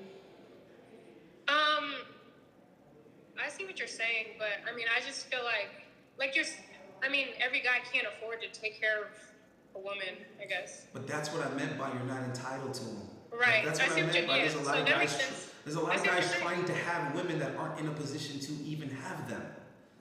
Yeah. Just like you got niggas in the hood, they still living in the hood and renting, but they want to drive luxury cars. It's like, bro, that shit don't go together. You see what I mean? Yeah. Like, you can't live in an apartment in the projects and be driving a $65,000, $70,000, $80,000 vehicle. What just happened? Your car note is as much as your rent, and then you don't have anywhere safe to put that car. Like it just doesn't go together. If you pull up at the stoplight and you look over to your left and there's a white man with the same car, he's probably 10 years older than you, and he owns a home. He's paying a mortgage. So you're doing this shit out of order. Just like there's niggas that still live with their mom, but then they're buying all these expensive clothes and Jordans and all this other dumb shit. It's like you hustling backwards is what I'm saying. And a lot of guys, they spend so much time and energy running around trying to figure out how to keep a woman that they're not even in a position to maintain, that they're not getting to that position. You see what I mean? It's like you put so much time, money, and effort into trying to keep her when you really can't, that you never will. When if you just focus on building you first, fucker, now when you get there, you can turn around and say, okay, now which girl do I want? And that's why I was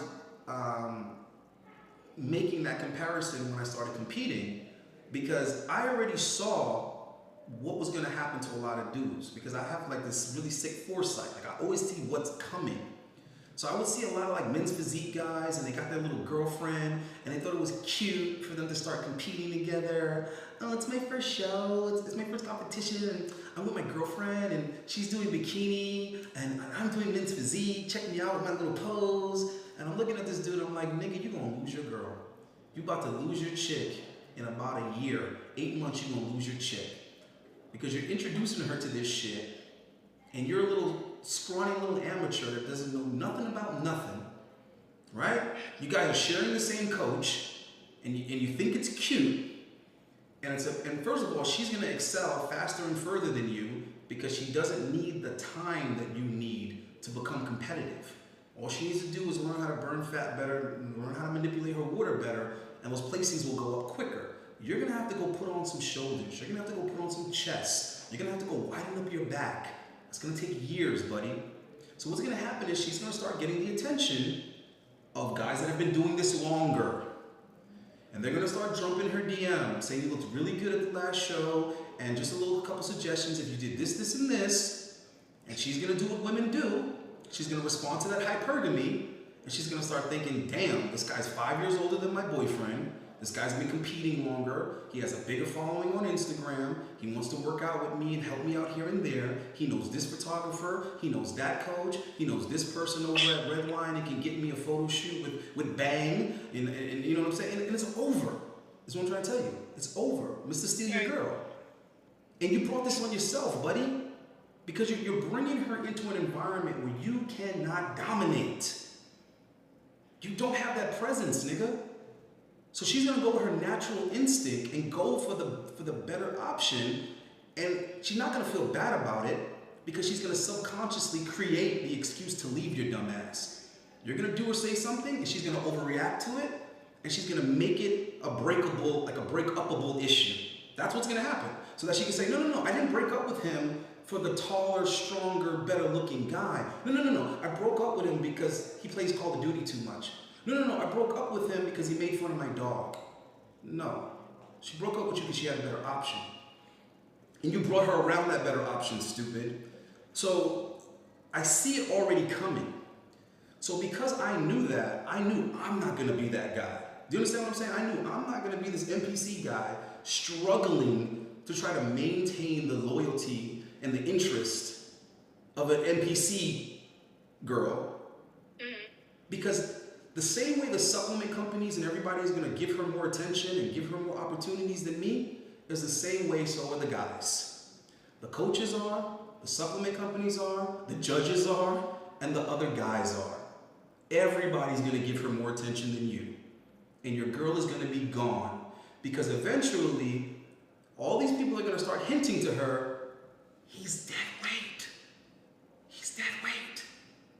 That boyfriend is holding you back. You gotta get rid of that boyfriend. That's what's gonna happen. That's what's gonna happen. And then she's not gonna feel like she needs to ask your permission because it's gonna start feeling like you hating on her. That's what it's gonna start feeling like. It's like, yo, I wanna go drive to Orlando and do this photo shoot. It's like, yo, what do you mean? Hold on, you didn't ask me if you could do a photo shoot. It's like, why gotta ask you? Like, you see what I mean? Now it's gonna come off like you're hating. And you're trying to hold her back. You're trying to cuff her now. This is life, bro. And I see so many young guys dealing with this, and I'm thinking to myself, I see this shit coming. I don't get mad about it. I don't cry about it and whine and complain and blame the girl. I say, I'm not in a position to have this. So what I need to do is focus on being in a position to have this. Do you understand what I'm trying to say? I need to be the guy that books the photo shoots. I need to be the guy that knows the photographers. I need to know the guy that knows the judges. I need to be the guy that knows the owner of Red Cotton One and the owner of this and the owner of that and blah, blah. I need to be that fucking guy. I need to be the guy that says, hey, listen, let me coach you. Don't even worry about it. Let me bring you into the show. I need to be that motherfucker. Right? Not the guy crying in the sidelines, crying in the crowd that she forgot me. So I feel like there's so many guys that they're not patient and they're over here playing victim when they really should be becoming a champion. Figure out how to become a champion. Yeah.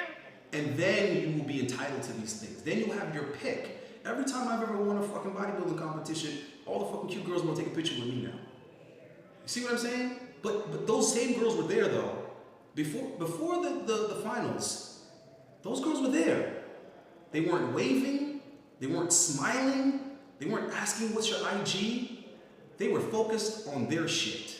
They were focused on eating their Reese's Pieces cups and warming up with the bands and getting ready to go on stage. They didn't pay you no mind. But after they hand out those goddamn trophies, they get real social. They get real friendly with that top three. Right? So the attitude should be, keep your eyes on the prize. As a man, keep your eyes on the prize. Because a woman doesn't have to win to be attractive. She doesn't. If a girl's attractive, she's attractive. It don't matter if she came in 10th place or if she came in 1st place. Right. She's attractive, period. But a guy, they ain't checking for 10th place, bro. Women ain't checking for 10th place. They aren't. They don't even want to be associated with it, is what I'm trying to say. You know what I'm saying? You're cute, but they're like, I'm not trying to be seen with the guy that lost. So, in any event, let me see what else we got here in the virtues are always in the circle. Yeah, man. Hey, yo, hold on. You calling dudes vultures? What? No, like he's basically trying to say that like dudes be plotting on other men, like other guys' girls. But it's true. Yeah. But it's true though. It's true. Trust me, I've seen it. I've heard it in the locker room. Yeah. Yeah, because I'll call it out. I'm not going to be the one to plot on somebody's girl, but I'll be the one like, yo, this motherfucker about to lose his girl. And every time I've said that, it's always come to fruition. Like, you just come across her Instagram like a couple months later, sure enough, she ain't with that guy no more. It's inevitable. It's inevitable.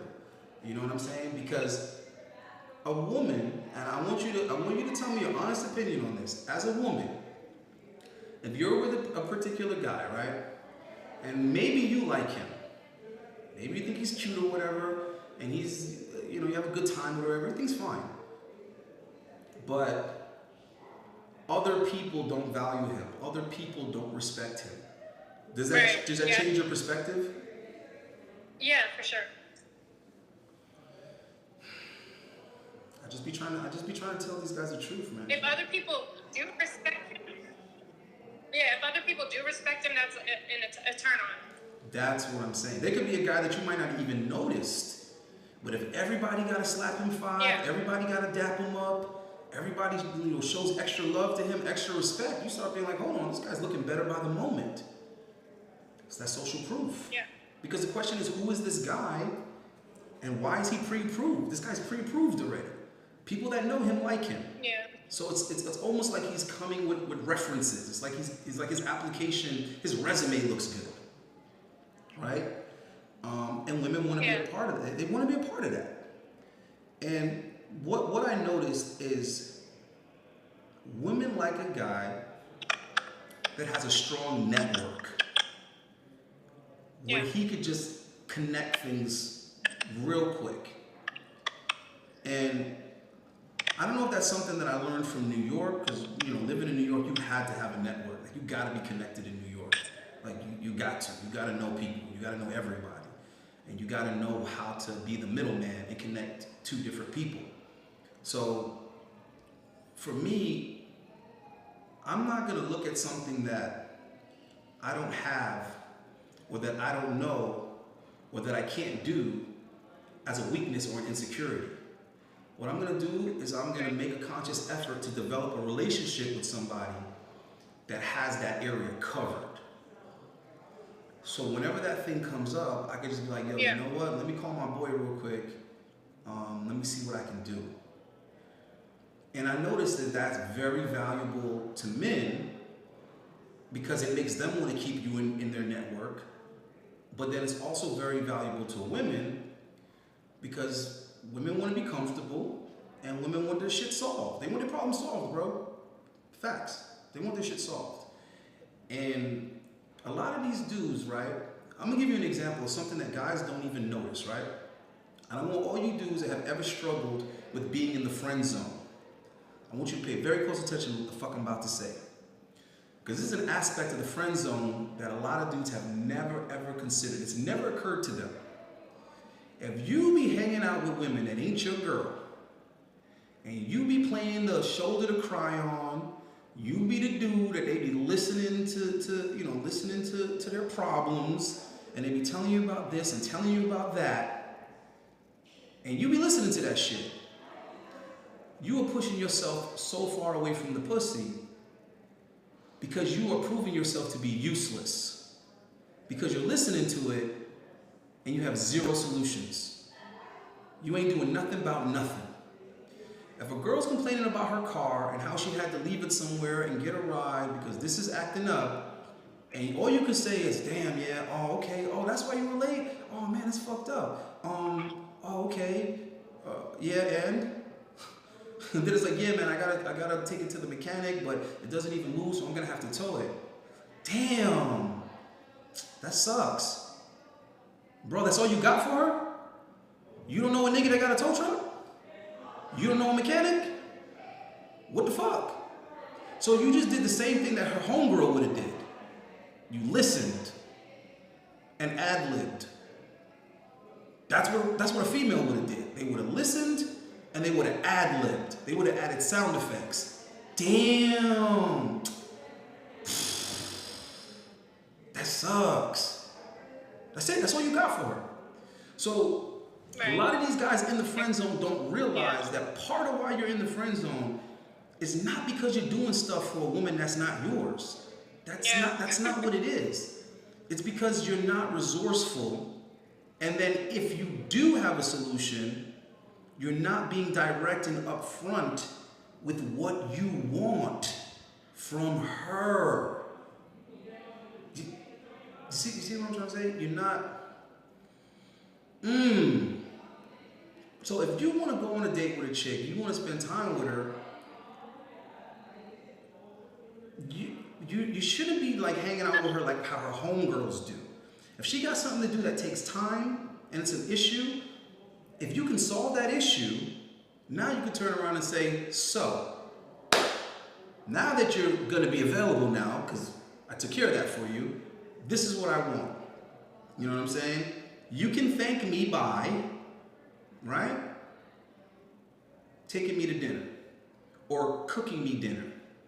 You see what I'm saying? What can you do for me to thank me for that gesture that I give to you?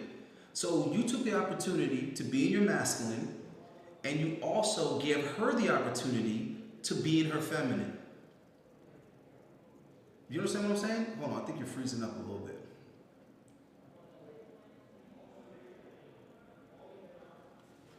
All right, guys, I think she's freezing up. She got Wi-Fi issues. You're moving in slow motion right now. Let me see what's in the chat though. Yeah, I can't believe that Disco called those dudes vultures. That shit is hilarious, bro. Oh my God, vultures always looking for the next opportunity, small or not.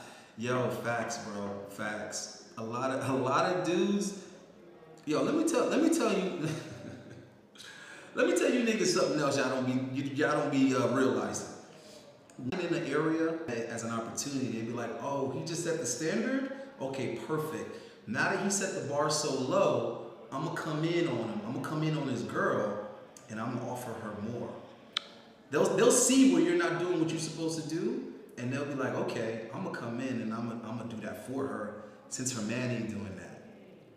And he basically just knocked you off your shit without even actually bringing you up. He just basically put it into perspective for her. He basically just said, your man ain't shit without saying your man ain't shit.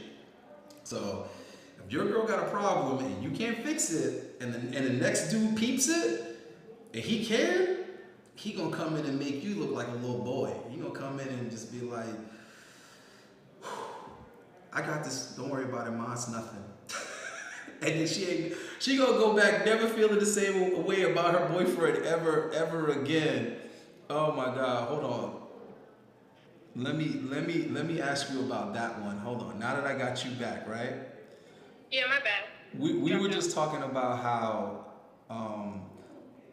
like dudes be on some vulture shit. They be plotting, right? I was just saying that there's a lot of times when if a dude isn't like handling business, there's something he's not doing for his woman, and it's noticeable, like it's visual.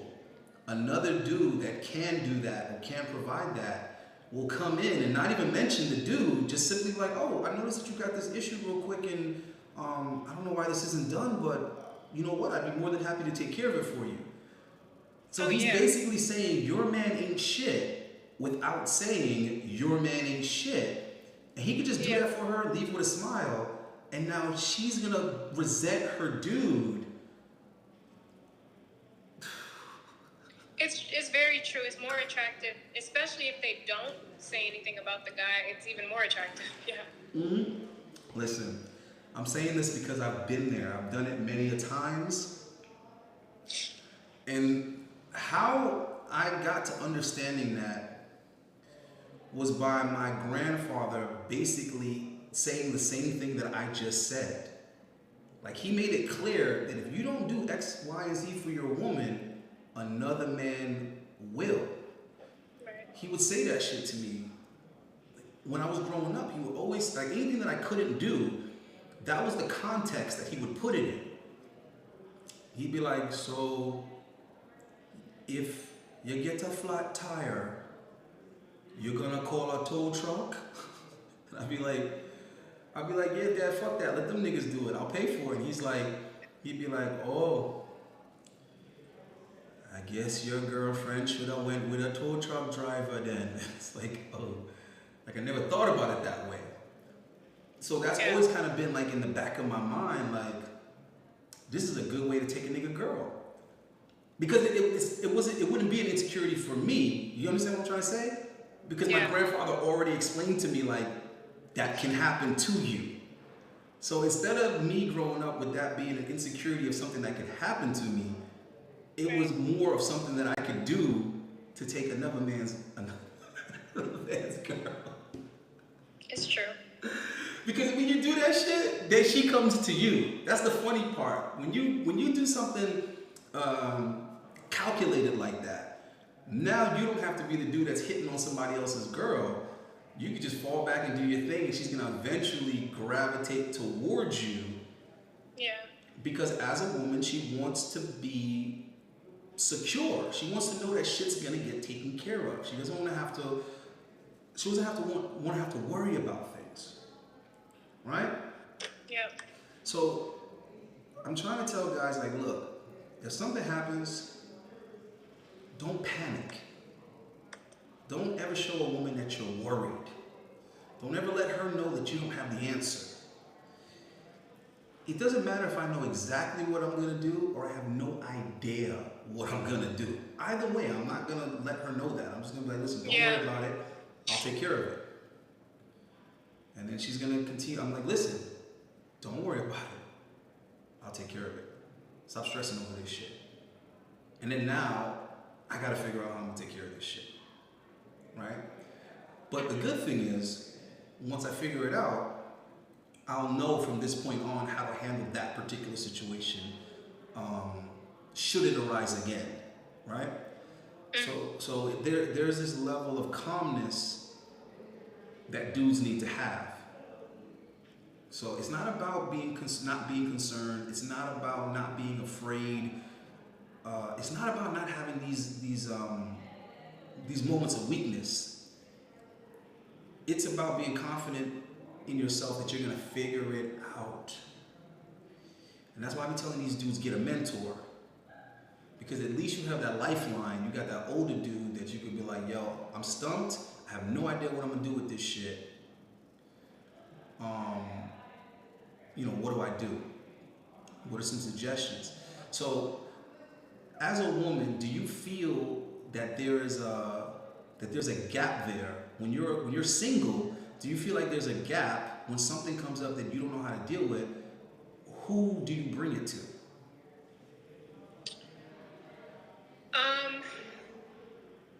So I am super independent, right?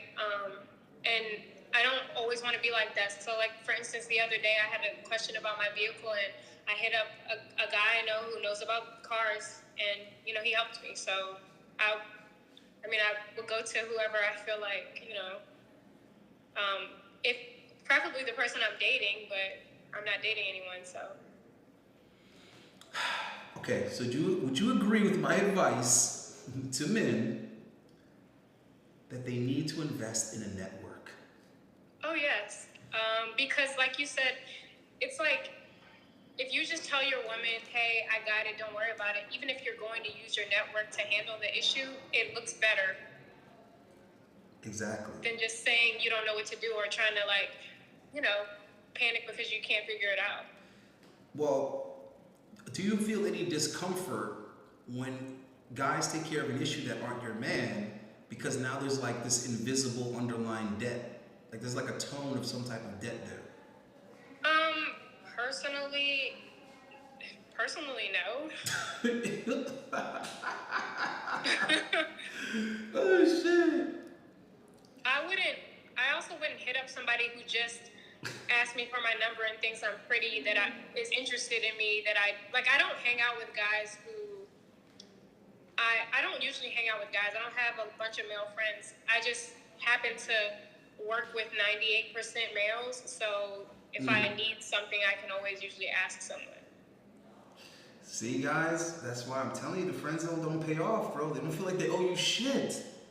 Yeah, like I said, I don't hang out with guys for that reason, because I'm not going to hang out with you if I know you want to sleep with me, and I don't want to sleep with you. Yeah, but honestly, though, who wouldn't want to sleep with you, though? So that's tricky. That's why I don't hang out with guys at all. Yeah, but see, the thing is, though, utility is utility. So if you need something done, there's a guy that can get it done. It's like, all right, if you want to do that, if you want to help me out. Yeah, I'm not sleeping with somebody just because they helped me. No, that's not what I'm saying. What I'm trying to say is that the girl is gonna accept the favor, and she's gonna do nothing in return for it. She's just gonna accept the gesture and not do that. Hey, I'm not like that. I'll offer to pay. I actually offered to pay the guy, but he didn't want to. But I see. Which is a standard thing. Hold on. That's where I was going next. It doesn't matter if you offer to pay or what the guy's gonna say. No, don't worry about it. And it's like, yeah, okay, cool, don't worry. But you said you wanted to help me out. Don't worry about it. So yeah. I'm not worried about it. So yeah, that's what I'm trying to tell guys. Don't do that. Don't do that. It's like Vibes Cartel say, take my things and you take my money too, or take buddy too. Alright? Because if you allow women, they will take, and they will give you nothing. I think when you do stuff for people in general, if you are expecting something in return, then you shouldn't be doing it for that reason. Like, if you want to do it just and not expect anything in return, then I think you should still do it if you can help. Listen, anyone. I agree with you 100%. The point I'm trying to make is these fucking nice guys don't do it because they don't want anything. They do it because they want the girl. That's what I'm trying to tell you. See, that's why I don't mind doing things for women, because I'm not gonna have that simp insecurity. I'm not gonna feel like, oh my God, am I a sucker? Am I this? The reason why I'm not gonna feel that way is because I decided to do that for a specific integral reason. I didn't do it because I want something from the girl or I like the girl. If that was the case, then I'm gonna go to the girl directly and say, hey, I like you. That's it. Like, I like you. This is what I want. Give me your number. What are you doing this weekend? Like that, I'm gonna go to that extreme is what I'm trying to say. So yeah, it's the same thing. Don't just linger around doing nice things for the girl and expecting her to eventually wake up and like you. That's what I'm trying to say. When it comes to doing things for women, this is my attitude, right? It's the same way I feel about strippers in the club. When I'm in a strip club, which is like never anymore, but when I used to go to strip clubs from time to time, and for whatever reason, a woman might not know, who I am. They might not know who this nigga is. Forgive them. It's not their fault. Maybe she's new. And they come and they be like, hey, you want a lap dance? And it's like, no, I'm good. I don't want any lap dances. Oh, if you don't want a lap dance, then, why are you here? It's like, look, how much is this lap dance? A lap dance is $20. Give me 1 second. Give me 1 minute there, all right? Will this do? Oh, thank you. Okay, come on, let's go do the dance. No. I'm good. Oh, no, you wanted to dance. You paid for a dance.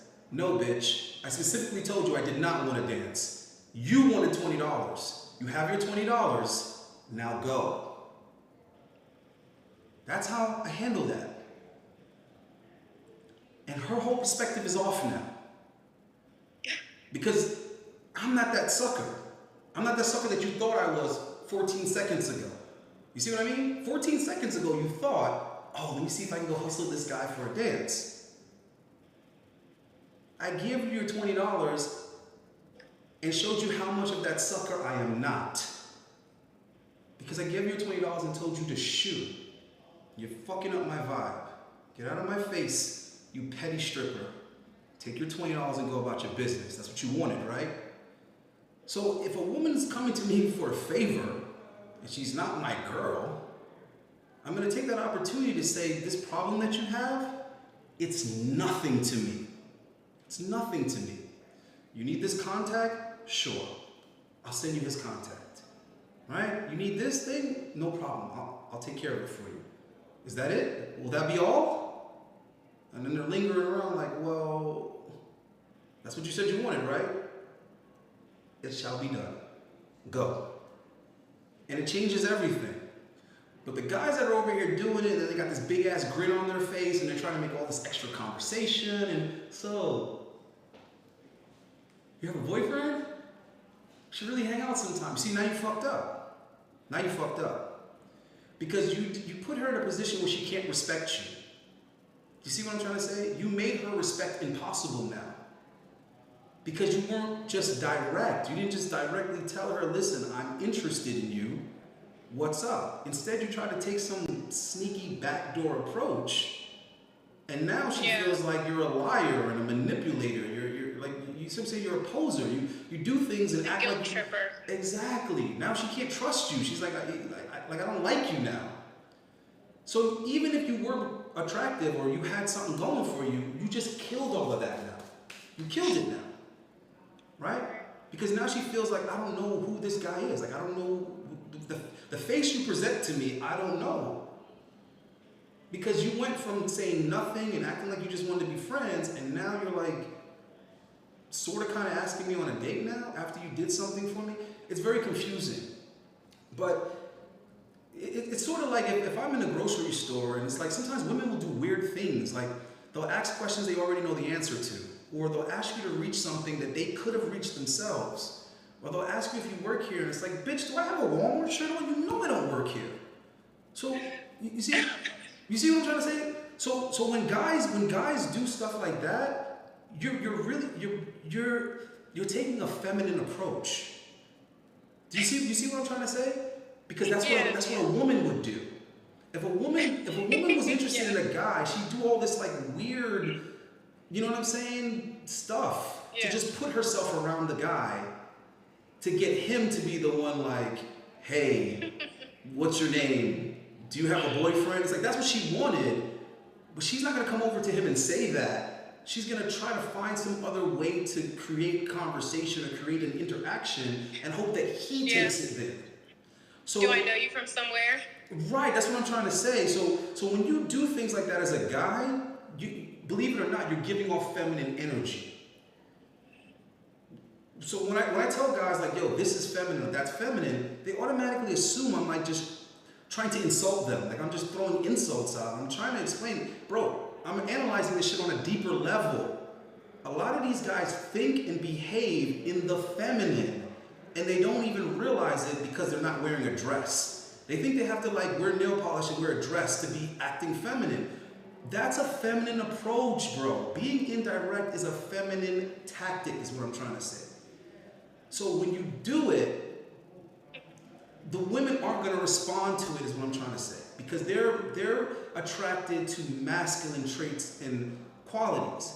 So they could be a girl that's really cute, but then when she opens her mouth and says, yo, bro, I'm like, whoa, hey, that's the end of this conversation. You're a chick and you called me bro. I'm done. I'm done. Because you're giving me dude vibes. I don't like it. I don't like it. I'm attracted to soft, gentle, feminine, passive. You get what I'm trying to say? I'm attracted to that type of energy. So the moment I start feeling some like dude energy off of you, I'm like, ugh. I don't want that in my life. So I think there's a lot of guys not realizing that their approach is very chick-like. And I'll read like messages, I'll read text messages between guys and girls, I'll read what guys are like saying to girls on dating apps, and I'm like, my dude, she asked you a question and you answered the question the way a chick would answer the question. And you're thinking that that's going to work because you're supplicating to her. Like you think that you're adjusting yourself to give her an answer that she's going to be comfortable with. It's like that's an answer she'd be comfortable giving, right? So when she receives that answer from you, she's going to be comfortable receiving that as an answer, if that makes sense, but she's not attracted to you. If that's making sense, what I'm trying to say. So women being agreeable, right, is very attractive to men. And for whatever reason, the opposite is attractive to women. When a guy is disagreeable, it's attractive. Obviously, it's in the way he delivers it, though. You can't, be a dick. You can't offend her in a way where she can't openly like you now. Because sometimes girls will be turned on by asshole behavior, but because it was so turned up, they can't show that attraction now because it would make them look bad. Like, oh, you're gonna let him talk to you like that? So you would have to kind of be subtle with it, is what I'm trying to say. But I notice guys are too worried about offending women, not realizing that's big time. Right, Yeah. not realizing that that's part of being disagreeable. So sometimes women will start an argument with you, not because they actually want the guy to like entertain the argument and go back and forth, because that would be feminine. What they really want to do is act irritated and act like it's beneath him. Be disagreeable, but be disagreeable in a way like, listen, it's final. Like, I don't even want to argue with you. I don't want to talk about this shit. That's it. And now that turns her on now, because you're passing that shit test. Because she's trying to see how effectable you are. Do you understand what I'm saying? How in control of your emotions are you? Yeah, that's right? a big one. Because she's not in control of her emotions. So part of her wants a guy that's gonna check her shit for her. So when she does that and you go back and forth with her, she's like, fuck, all right, you know what? This guy isn't gonna help me focus and control my emotions. He's gonna feed into the same energy. So I might as well be with my homegirls. This is the way I see it, at least. Because I feel like when women have like a certain energy and they get around their friends are gonna mirror that energy. So if she's upset and she gets around her friends, they're gonna be upset together. If she's crying, sure. they're gonna cry together. If she's angry, they're gonna be angry together. If she's worried, everything's gonna be together. So the man needs to be the one that can literally convert her energy. So she comes to you worried, but she leaves calm. Right. You understand what I'm trying to say? She comes to you confused, but now she leaves with a peace of mind. Yeah, for sure. So now you're providing something that her friends can't provide. Different, right? So then you'll have guys that say, oh, it's her friends, and her friends get in her head, and all this type of stuff. And when guys are telling me this, I'm thinking to myself, why aren't you getting in her head?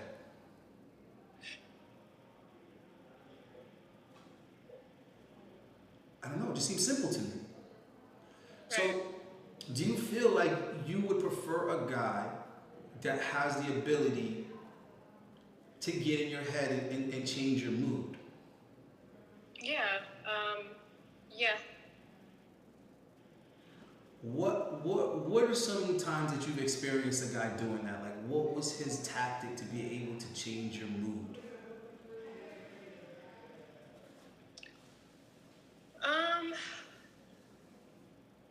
I don't know that I've experienced it.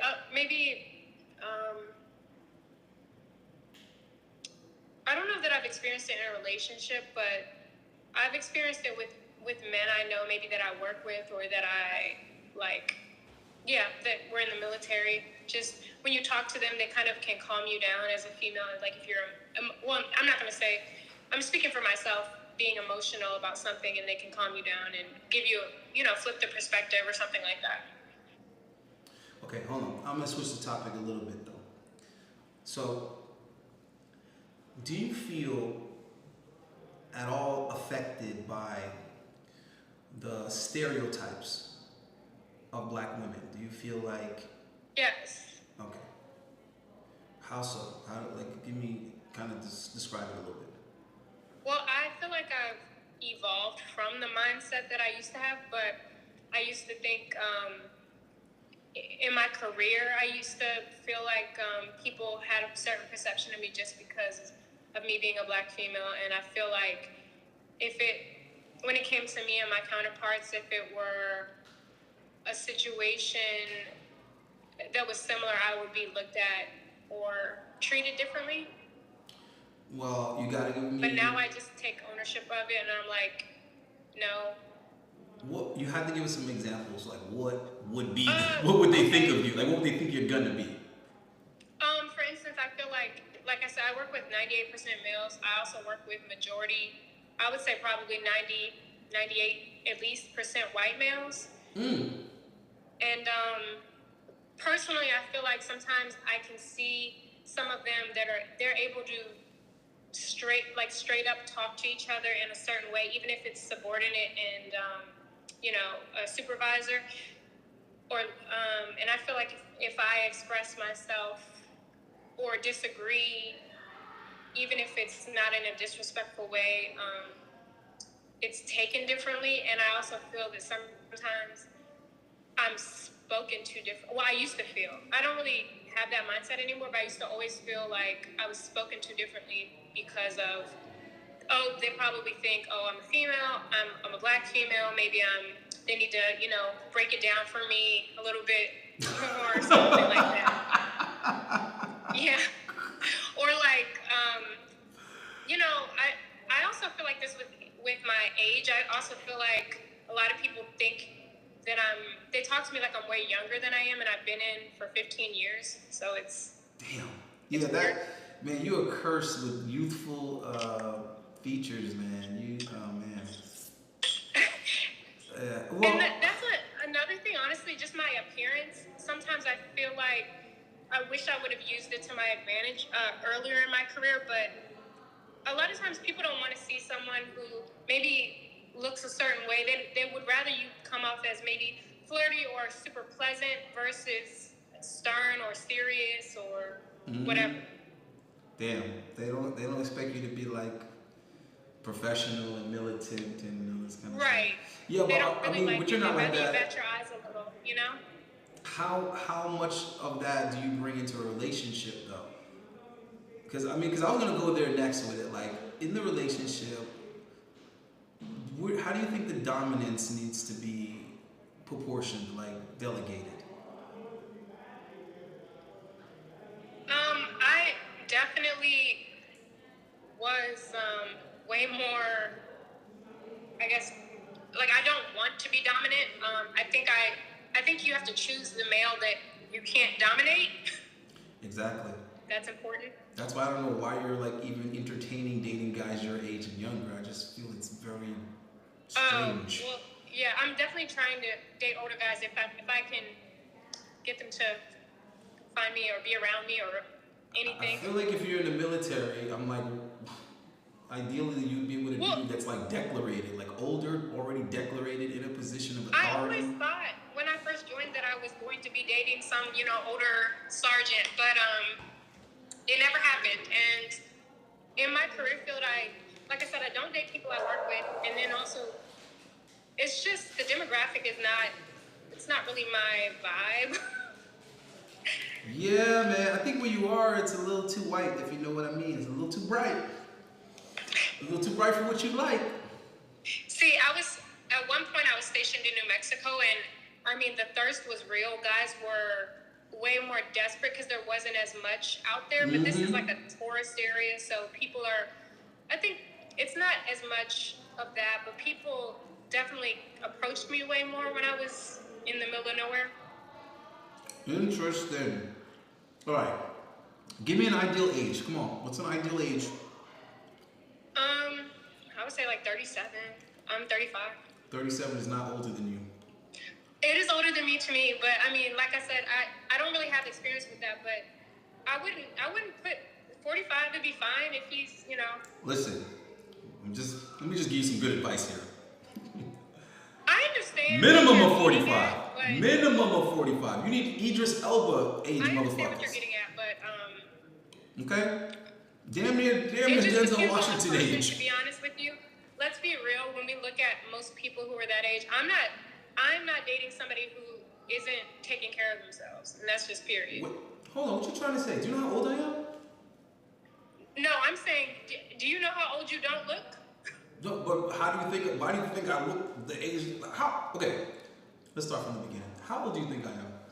I have no clue. I actually wouldn't be surprised if you said you were younger or maybe around my age. Guess how old you think I am? I'm horrible with that. I don't know, 30, 35, 40. Since you're making it seem like you're older than me. I'm 40. Now, Okay. I'm still too young for you. So, Right. That's in your opinion. 5 years from now, do you think I'm just gonna all of a sudden start looking old and shit? 5 years from now, I'm gonna look similar to how I Listen, look that's your now. opinion, and you do not look like most 40-year-olds even out here today. Yeah, but you ain't looking for most. Because you ain't looking like or acting like most women in your situation either. You're not looking like or acting like most black women, and you're not looking like most 30 or acting like most 35-year-old women. So why would you even be concerned with what the majority is doing? You ain't concerned with what the majority is doing. You're concerned with what your preference is and what your ideal is. But what I'm saying is, if you don't start thinking about that and manifesting that, then it's not going to come to fruition. That's how said thing happens, is by you having a clear. Listen, I agree with you. If a 45-year-old, 50-year-old came to me and he was looking right and he, fit the bill, then Stop I'm not opposed saying to saying that. if. Stop saying if. Say when. Well, when he comes around, then yes. Yeah, he exists. But I guarantee you he exists, because I'm gonna exist. 5 years from now, I'm gonna be a sexy Facts, motherfucker right? at 45. Yeah, I'm gonna be real sexy at 45. I already know. Yeah. So when I have my kids, and people are like, "Oh man, you got that's your son or it's your daughter or whatever," yeah. I'm like, "Oh wow, man, yeah, how old are you?" And I'm like, "I'm 45." They're like, "Wait, why you're 45? That's your first kid?" Be like, "Yeah." Then I'm like, "Why you waited so long?" And I'm gonna look them dead in their eyes and say, "I look fucking better than you. I'm healthier than you. I'm more athletic than you." So you had your first kid at what? I had my first kid at 32. Well, guess what, bitch? I'm more athletic than you at 45. So I guess it really doesn't matter that I have my kid 10 years after you. I'm not worried about what the majority is doing, hon. I ain't worried about it. I'm worried about what I'm doing and what I'm gonna be doing. And it's gonna be great. It's gonna be marvelous. So I feel like you have all of the assets, right? The guaranteed potential is there, but you're in the mind frame of maybe, if, hopefully. What the? I don't see it. I don't. And I'm very good at predicting the future. It's a guarantee, because you have to, like how they say, don't make your necessity your virtue. In your particular case, your necessity actually is a virtue to someone else. Because if a dude is 45, and maybe he was divorced, or maybe he was never married, for some odd reason he hadn't had kids, maybe he put career first, like how these women keep on saying, but it's really what men should be doing. So let's say he served for 20 years in the military, in the service or whatever. And he's like, well, I basically dedicated myself to that, but now, I'm at a different place in my life. The money is there, I made good money, at great credit. Now I have to decide, who and where I'm going to enjoy this, and who am I going to share this with, what I've accomplished. And then this guy's 45, so he's thinking to himself, any woman that's going to be available like how I want her to be is going to be in their mid to late 20s. And I'm not attracted to girls in that age group. I don't feel like I can relate to them. I don't feel like I can talk to them. I don't feel like we have anything in common. So, I don't see how I'm going to make that connection.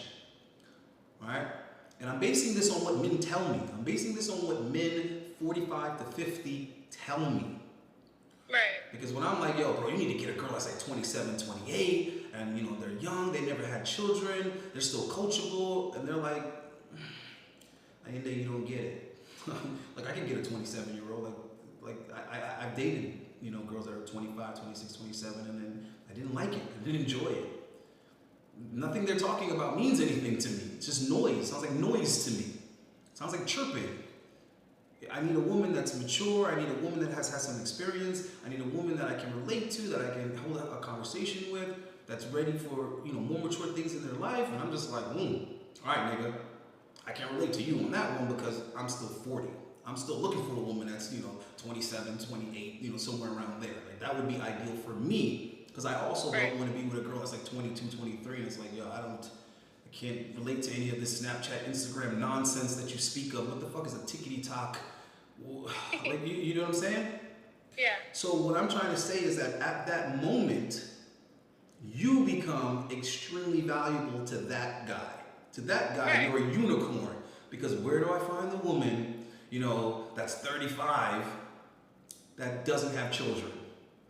That doesn't have baggage, that doesn't have this negative animosity for men and past experiences, and she's been hurt and men are trash and her baby daddy is this and all.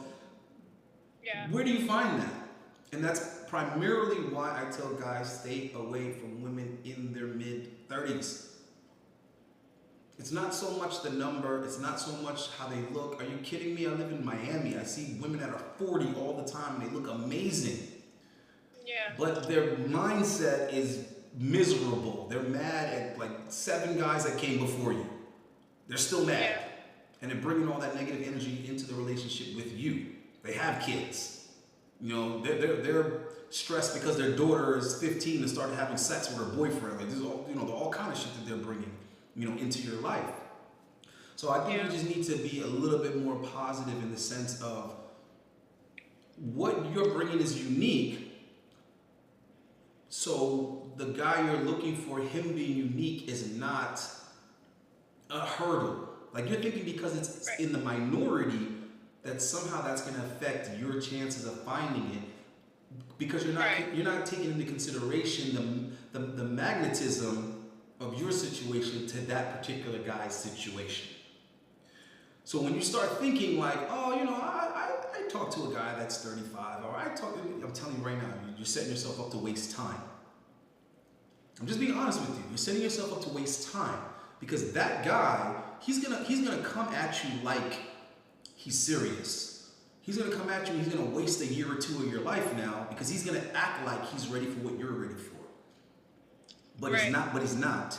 And then, like I said, where is the admiration coming from? Where's the ability to lead? How is a 36-year-old, 37-year-old gonna lead you? Let's be realistic. Lead you where? I'm being realistic. There's a lot of younger guys that are way more in that mindset than older guys. What? Why would you think that? Because I've met them before. So you're thinking that there's younger guys that would be more interested in getting to marry you, like to marrying you in a realistic time frame that would work for you, than a guy that's 45? I've met them, yes. A guy that's 45 I'm not saying it's the and never been majority married. either, but I'm saying that it exists. Where? I'm not saying that I want them. I just want someone for me. I didn't put an age on it. I definitely don't want a super young guy. But I just know that age is not like, it's really not that as big of a factor as people try to make it. All of what you just said sounds like a dude wasting your time. That's what it sounds like to me. It sounds like I know a guy. for a fact. No, listen to what I'm trying to say. That sounds to me I'm like just saying, there's guys out there. I mean, I'm in the military. Like, people get married at 18 in the military and stay together. No, I understand that. But what I'm trying to tell you is, I'm not doubting that these guys are thinking like that. I'm not doubting that they believe that they really want to do that and that they can do that. What I'm trying to tell you is that that's the wasting your time I'm talking about. A dude that's 37. Right, I'm not wasting my time anymore. So, I mean, I understand, yeah, and I feel you. Right. What I'm saying is that dude that's 37 is wasting your time when he tells you confidently, yes, I want to do this and I want to marry you and I want to do this, and you're thinking, okay, we're like-minded, we're on the same page, and then 2 years into the relationship, you realize this motherfucker can't lead me. He thought he could. He thought he had what it took to be my husband because he wanted to be. Wanting to be something doesn't qualify you to be that thing, is what I'm trying to tell you. You can want to be a NASCAR driver. Don't you feel like there's some 50-year-old guys who couldn't lead women, like a lot of them? Yeah, but why were you concerned with them? So why wouldn't I be concerned with a 37-year-old who could lead? What I'm trying to tell you is based on what? That's what I'm trying to figure out. Like, okay. That's what I'm asking. What I'm talking about is like practicality. What I'm talking about is like actually, fundamentally, that could be possible. I just don't see how a dude your age is going to lead you with more life experience. How? Were you in a coma for 8 years? Did you do the Captain America thing and you were sleeping for a decade? And he got a decade of experience on you while you were sleeping? Where did he acquire? I think some people have really good role models in their life, and they have a plan and they have a vision, and they get taught that from their father and their mothers. You can't cut the line with an experience. You can't. You have to actually be present for it. Somebody can't like. You said what? You can't cut the line on experience. That's what I'm trying to say. Like you can't. Like you have to have actually been there and done it. So that's what I'm trying to say. How does this person acquire more experience than you? I disagree with that, but I understand what you're saying. What was he doing in life more than you enough to now lead you and put you under him, under his guidance, under his wing, under his protection? Like I'm sorry, I just don't see it. Whereas a guy that's 45, it's fundamentally possible. Now it comes down to character and personality. But it's fundamentally possible because he's 10 years older than you. That's what I'm trying to say. The guy you're describing as your age, younger, a little bit older, to me, I just don't see how it's even possible. He could be the nicest guy in the world. He could be a great father and a great husband and all that other shit for somebody 5, 6, 7, 8, 9, 10 years younger than him. You see what I mean? That's what I see. I mean, I kind of don't, only because I know that, like, that 40-something years old, 50, whatever, I mean, what if they don't have that? Yeah, but that knowledge. You're talking about a what if he don't. I'm talking about a but I would say if you look at majority of people out there, majority of them probably don't necessarily have that knowledge. Yeah, but that's where you do the vetting. That's where you do the vetting. Right, exactly. And you decide that based on getting to know this older man that that you can trust, that he can handle it, he knows better than you. You could be confident to just relax, be in your feminine, and let him take care of it. I feel like if you're with somebody your age, there's going to be all this 50-50 mindset. There's going to be all of this, let's figure it out together. There's going to be all this, what is we going to do? And I'm telling you right now. Realistically, a person who's younger than someone can have way more experience than just in general with a lot of different things in career, in family, in life, relationships than an older person who was stagnant for many years of their life. I just feel like that's a hell of a gamble. I don't think so.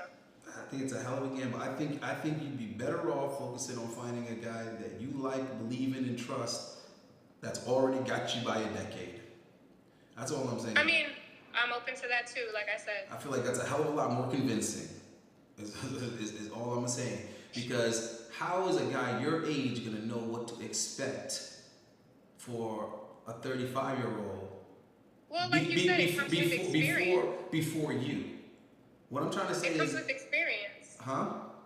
It comes with experience, like you said. So a 37-year-old with much life experience could know what to expect. Listen to what I'm trying to say. What I'm trying to say is his experience dealing with a 35-year-old woman is going to be in real time.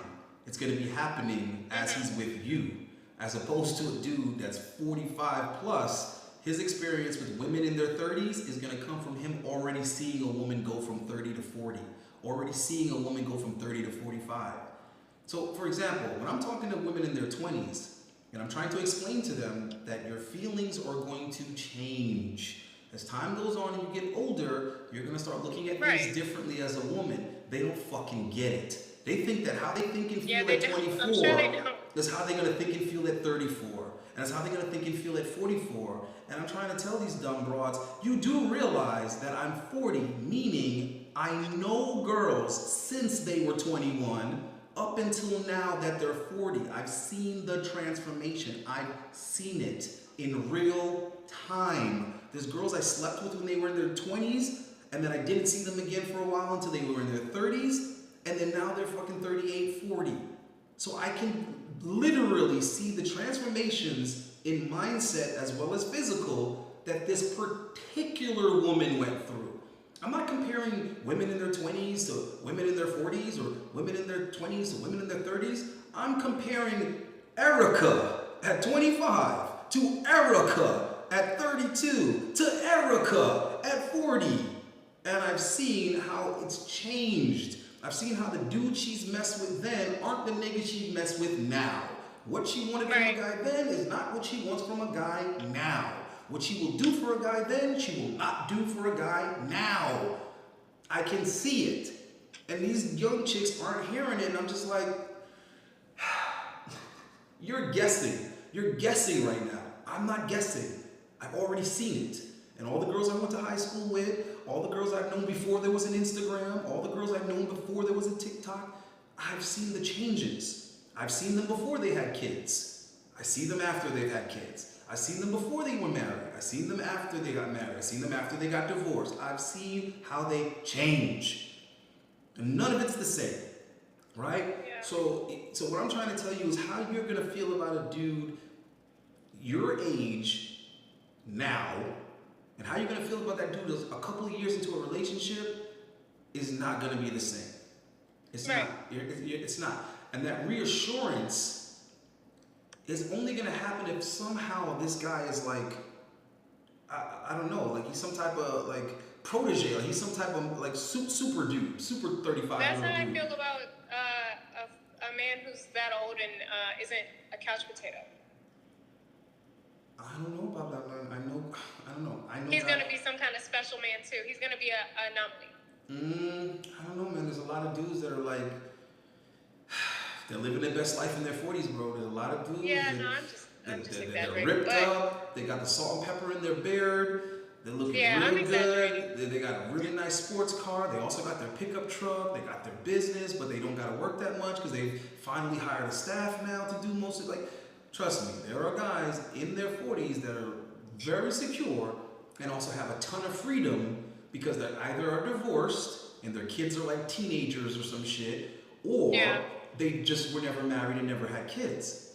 So they exist is what I'm trying to say. They exist. Yeah. And I just recently got back on the dating apps for research. Like, I'm literally on these motherfuckers just laughing and learning and like, this is what it is now? God damn, Tinder wasn't like this 6 years ago. You see what I mean? And when I'm on it, it's mostly women between 33 and 45. And what I'm trying to tell you is, you got them beat. I'm telling you because I see from the guy's side. If you get on a dating app right now, you ain't gonna see the girls that's on there. You gonna see the men that's on there, right? And I'm telling you right now, dudes that are in their 40s, good looking and in shape, athletic, and got their money right, they don't need to be on no fucking dating app. Right. They do not need to be on no dating app. They have no problem meeting women in real life. And they're not going to waste their time on the dating app because it's like, why when she's not going to look like that when I meet her in person? You know what I'm saying? Why when I got to wait to play, phone tag with these chicks and all this texty stuff that I'm not used to because I'm 45. So those guys are going to do what they know best. Talk to beautiful women when they see them in person. Right? Yeah. That's what they're comfortable with, and that's what, that's what they're going to trust. That's what they're going to go with. So what I'm trying to say is you're not going to see those guys on there. But what you will see are the women that are in the market. You're going to see them. Because women are going to put themselves on that regardless because they have this notion that the dating app is going to make it easier for them to filter. That's what they think. Women think, oh, dating apps is gonna make it easy for me to filter guys because I can put all the stuff that I don't want in my profile and I can ask them right away, what are you looking for? What are you looking for on here? So they think it's gonna make it easier for them, not realizing that the quality dudes they're looking for are not gonna be on a fucking dating app. That's what they don't understand. And then also, there's gonna be a bunch of young, attractive girls on this damn dating app. Not because they needed to meet guys, but because they want to funnel and filter those guys into their social media, into their OnlyFans, into all this other stuff. So they're using it as a free advertisement platform. Of course, these women are not considering all of these factors because they're living in their own little bubble thinking everything is about them. No, the young girls are whooping your ass on these dating apps and they're not even taking any of these guys seriously because they meet the quality dudes that they want in person. But they know there's a bunch of weak ass, sorry, lonely ass dudes on these dating apps that's ripe for the picking. They know that. That's why when you read a girl in her 20s, when you read her profile, you know what it says? I'm hardly on here. Add me to Snap. I'm hardly on here, but my Instagram is. What the fuck?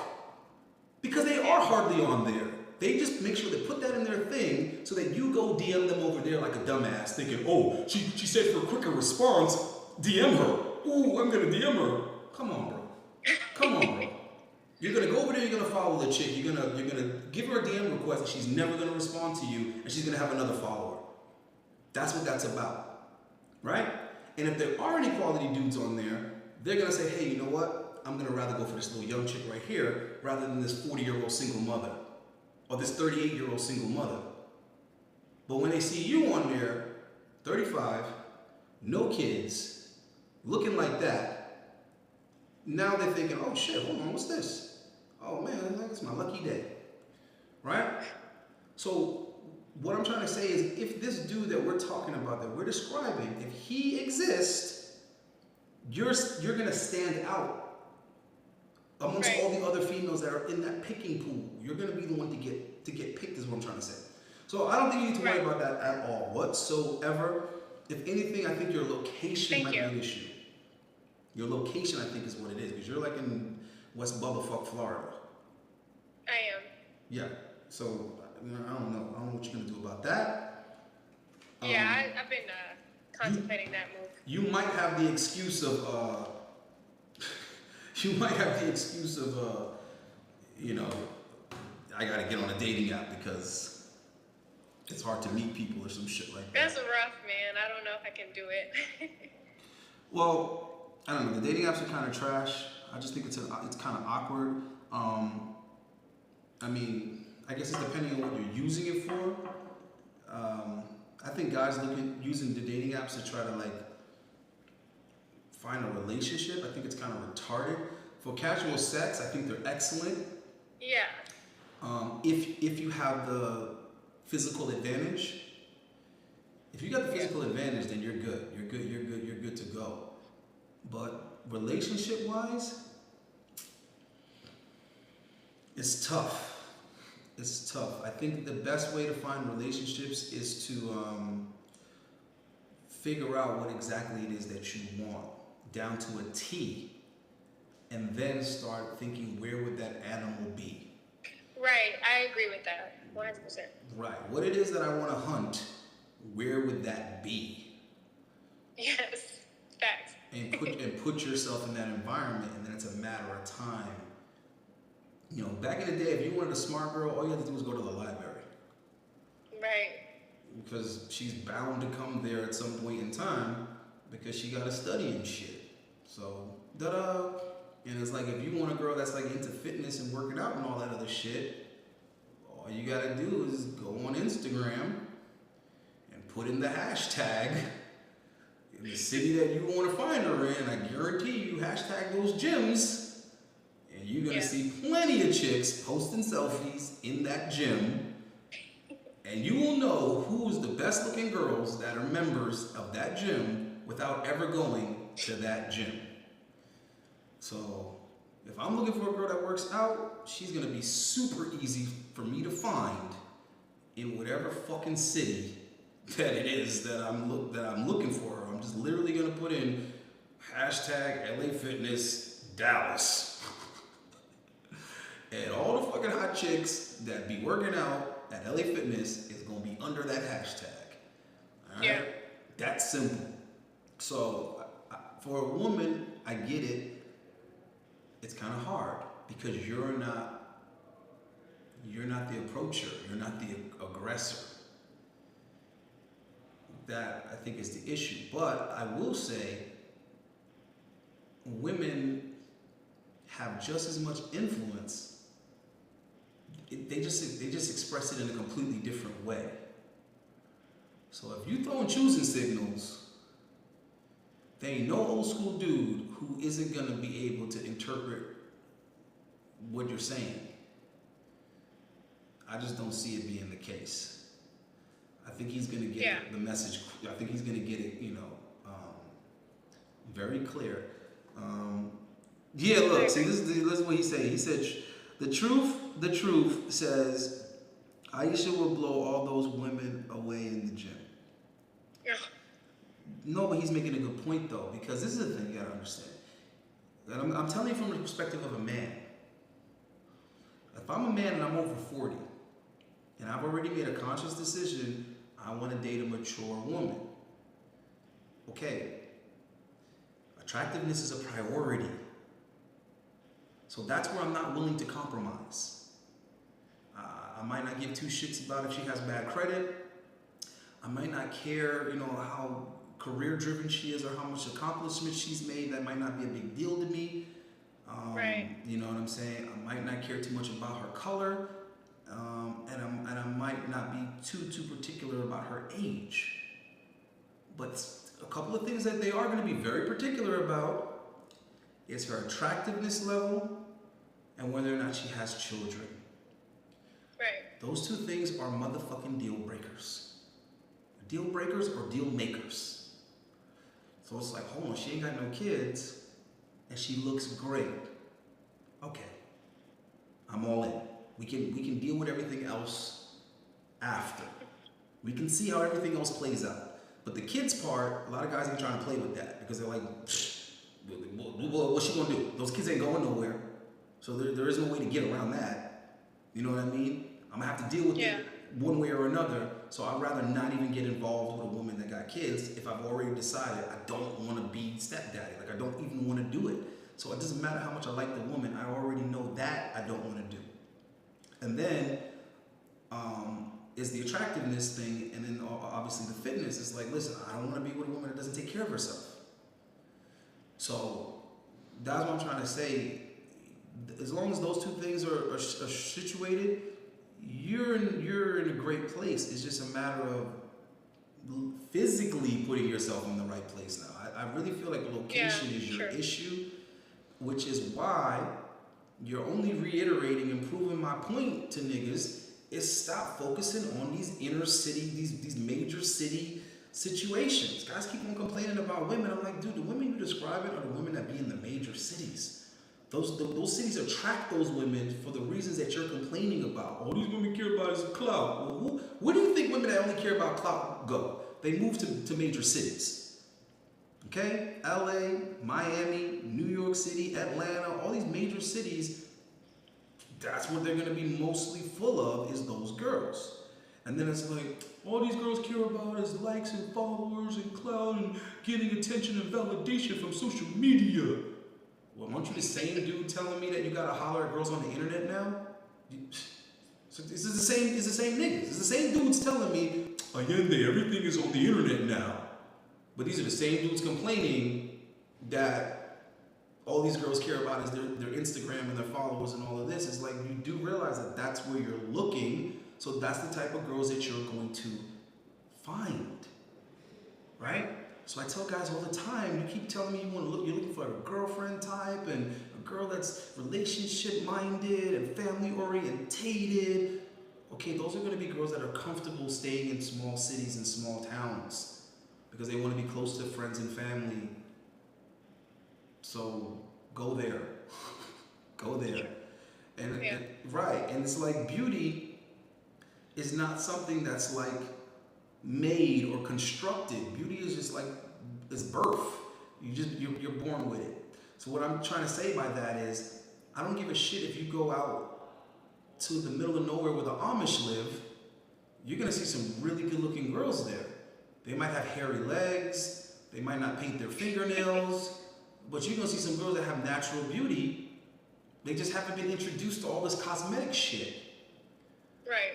But they're born beautiful is what I'm trying to say. Girls don't become beautiful when they move to Miami. This is the stupid shit that guys say. It's like, oh no, but the girls look better here and the girls look better there. And it's like,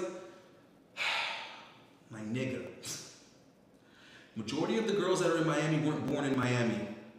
Right. So the point I'm trying to make is if we have like the best looking girls and all this other stuff, that's because those girls decided to monetize their looks. Therefore, they moved to where the market is. They moved here from somewhere. So there's girls here from small towns in Russia. There's girls here from parts of Colombia you've never heard of. And they live in Miami, dude. Because they know that's where the dudes with the money are. They know that's where they can make money for looking like that. Okay? I met a chick from Venezuela, and I'm asking her how long she stayed there. She's like, I don't even know. I'm not sure yet. And she's like, oh, I'm looking for work or whatever. And I'm like, okay. A week later, she had a job. Like a week later, she's getting money. And she's getting money off her looks. Yeah, because these girls can go to any nightclub, any whatever, and they'll get hired in a heartbeat. Because they look good, and dudes will spend money when women like that are in the building. So, so what I'm trying to tell you, she's from a small town though. She's from a small, poor part of Venezuela. But now she's in Miami. You might have could have got her when she was in that small town. You're not gonna get her now. Right? I have a homeboy from Canada, and he's from Montreal. But he had this gorgeous girl, and he brought her to Miami. He let her work in Scarlett's. She made a ton of freaking money, and he kept on taking the money. He kept putting it in the bank or whatever like that or whatever. And eventually, she ended up leaving him. Yeah. She ended up leaving him for some rich dude in Miami. He didn't really care too much because he saved all that damn money in that time. But the thing was, when we were talking, he straight up told me. He was like, because at the time I was dating my wife, and my wife was from Montreal. And I had been to Montreal several times, so I knew what it was like, what the girls were like. And I was talking to him, and he was like, yo, bro. He's like, there's no way in hell, bro, I would have gotten a girl from Montreal to do that. He's like, no way. There's no way. He's like, a girl from Montreal would not have been like making the money and giving it to me. She wouldn't have been humble and like cooperating with my plan. He's like, no way, man. A girl from Colombia, from Montreal, as soon as we got here, she would have left me. Or she would have just never, been with me to begin with. He was like, I went to a farm and found that girl. He took her from a farm with her mother and father. She had never been to a city before. Yeah. So that's what I'm trying to say. Like, these guys can find the girls that they're talking about. She was amazingly gorgeous. Perfect looking girl. And he got her when she was like 24 or something like that. She was young. But he introduced her to the Miami life or whatever. And girl, that's it. She was gone. Because they would come just for the winter, and then they would go back. Like by the third time that he brought her, the third winter, she left. She left with some rich dude. So that's why I try to tell these guys, go somewhere else where it's slow and quiet. Find you a beautiful girl and go do all that stuff you want to do. Just don't bring her to a major city. And if you get her in another country, don't bring her to America. It's that simple. Because hypergamy is a thing. It's a real thing. But I feel like so many guys complain about it and cry like somebody owes them something. If you know that's what it's going to be going in, then you need to prepare for that. You need to not bring her around those guys that you can't compete with.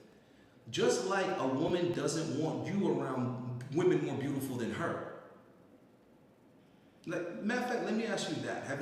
In a relationship, have you ever felt uncomfortable with a guy being around women that you thought were very beautiful? I'm not really a jealous person, but I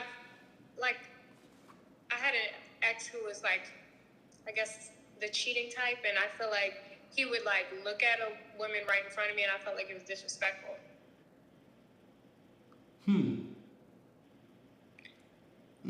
Interesting.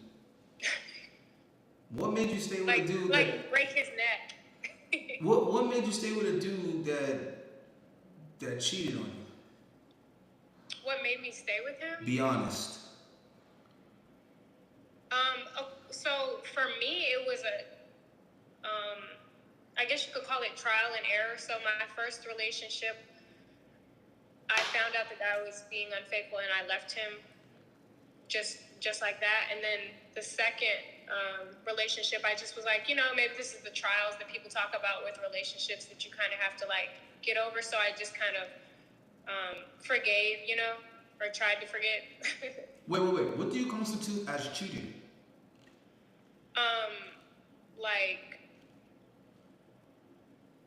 For me, I guess I don't really know what. At the time, I think it was like he was telling other girls he like loved them and stuff like that. That was insinuating a lot. But for me, definitely sex for me would be cheating. No, that's what I'm just saying. I gotta ask because some girls are like, he texted another girl, he cheated on me, I'm out of here.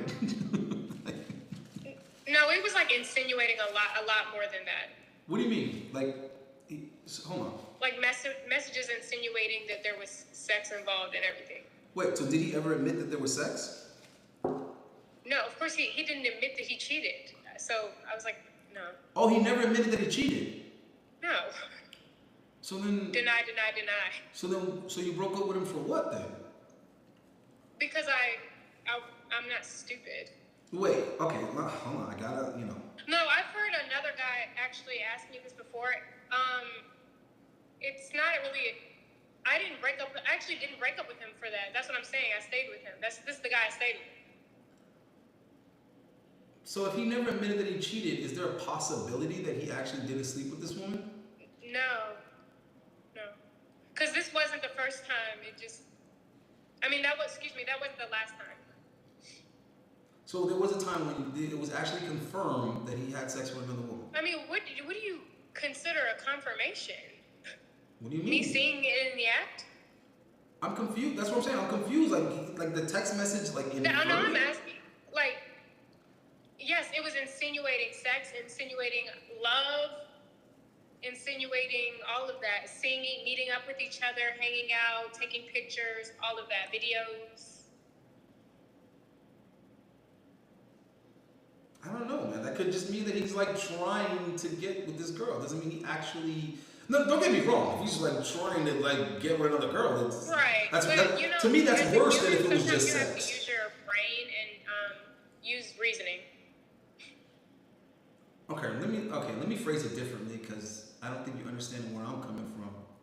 As a dude. You're saying, is there a possibility that he didn't do anything? No. There's a possibility. No. No. I know you understand that part.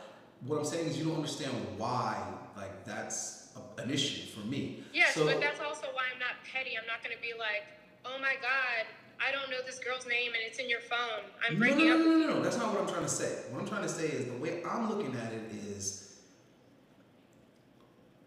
would it have been better or worse if it wasn't all of that lovey-dovey shit, all of this texting back and forth, all this fucking communication, and all this like extraterrestrial relationship stuff? It was just simply he had sex and he admitted it to you, like, and he told you, like, he was like, yes, I if fucked he this other admitted girl. it to me and told me, I feel like that's more respectable for sure. Right. So what I'm trying to say is, let me just try to say it. I don't even know why should even be hard for me to explain. So let me go into like hypothetical if world. Okay? Yeah. If you and him were together and he was on his job doing what he's supposed to be doing as a man, blah blah blah, you were happy with him, you were in love with him, whatever. Somehow you found out that he was with another chick at some point.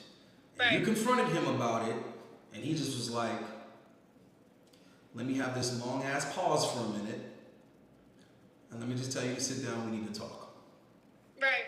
And then he said, listen, you're not gonna like this, you're gonna be upset, all right? Mm-hmm. But let me just get to it. It doesn't really matter how, if you want me to explain why, I owe that to you, but I slept with some female. Doesn't matter who, but yes, I slept with another girl. Right. And I'm sorry if I hurt you. Now, notice, he's telling you all of what matters, right? And also, he's not apologizing for it. He's apologizing for hurting you. And he may or may not go on to say, this won't happen again, and I'm gonna accept whatever decision that you make. But just know that I love you, and this woman means nothing to me. And he left it at that. I think that's way more respectable than someone just kind of like trying to run around in circles and talk their way out of, oh, I didn't do it. I didn't do anything. Right. So the reason why I said that is because, number one, I want you to kind of try, I know it's hard because that's not what happened, but number one, I want you to kind of put yourself in that position and try to predict how you would have responded to it and what you would have decided. And then also, I want you to think to yourself, was the deal breaker the combination of, number one, him not owning up to it like a fucking man, and number two, him like having this type of intimate, personal back and forth with this girl, like as if she was also his girlfriend, or like he was trying to leave you for her and start a relationship with her. You get what I'm trying to say? Like, was that really the issue, or was it just the sexual aspect, like just the fact that he stepped out? So just hold up. I want you to think about those two things seriously, one at a time, though. How would you have responded if he came to you about it in that way? I think it would have been, I mean, I can't like put myself in that situation again, but I do think that it would have been a better situation. And I think the thing that messes up a lot of relationships when there has been any kind of infidelity is the whole like lying aspect and not being able to trust that person. But if they come to you and tell you exactly what they did, it's kind of hard not to trust them again, versus somebody who never took ownership. It's easier for you to just lose trust in them, you know? Right. I mean, for me personally, I was raised to just own up to shit. Right. You know what I mean? Like, I did it and it was wrong. And I acknowledge that this was wrong. Yeah. And that goes for anyone. Your parents, your grandparents, your friends, your family, and also your woman. So, again, guys, this is for me. If it sounds good to you and it sounds like it makes sense, try it. Roll with it. Okay? But in my mind, right, in my world, how I see the dynamic, the gender dynamic, is that I need to be in a position of integrity. So my girl finding out I did something is not about me being in trouble. I'm not in trouble, bro. She's not my authority. I'm not hiding anything from my girl. I'm not asking permission to do anything from my woman. It's not gonna happen. Okay? But if I do something, there's really only two categories that it can fall into. I made the wrong choice. I dropped the ball.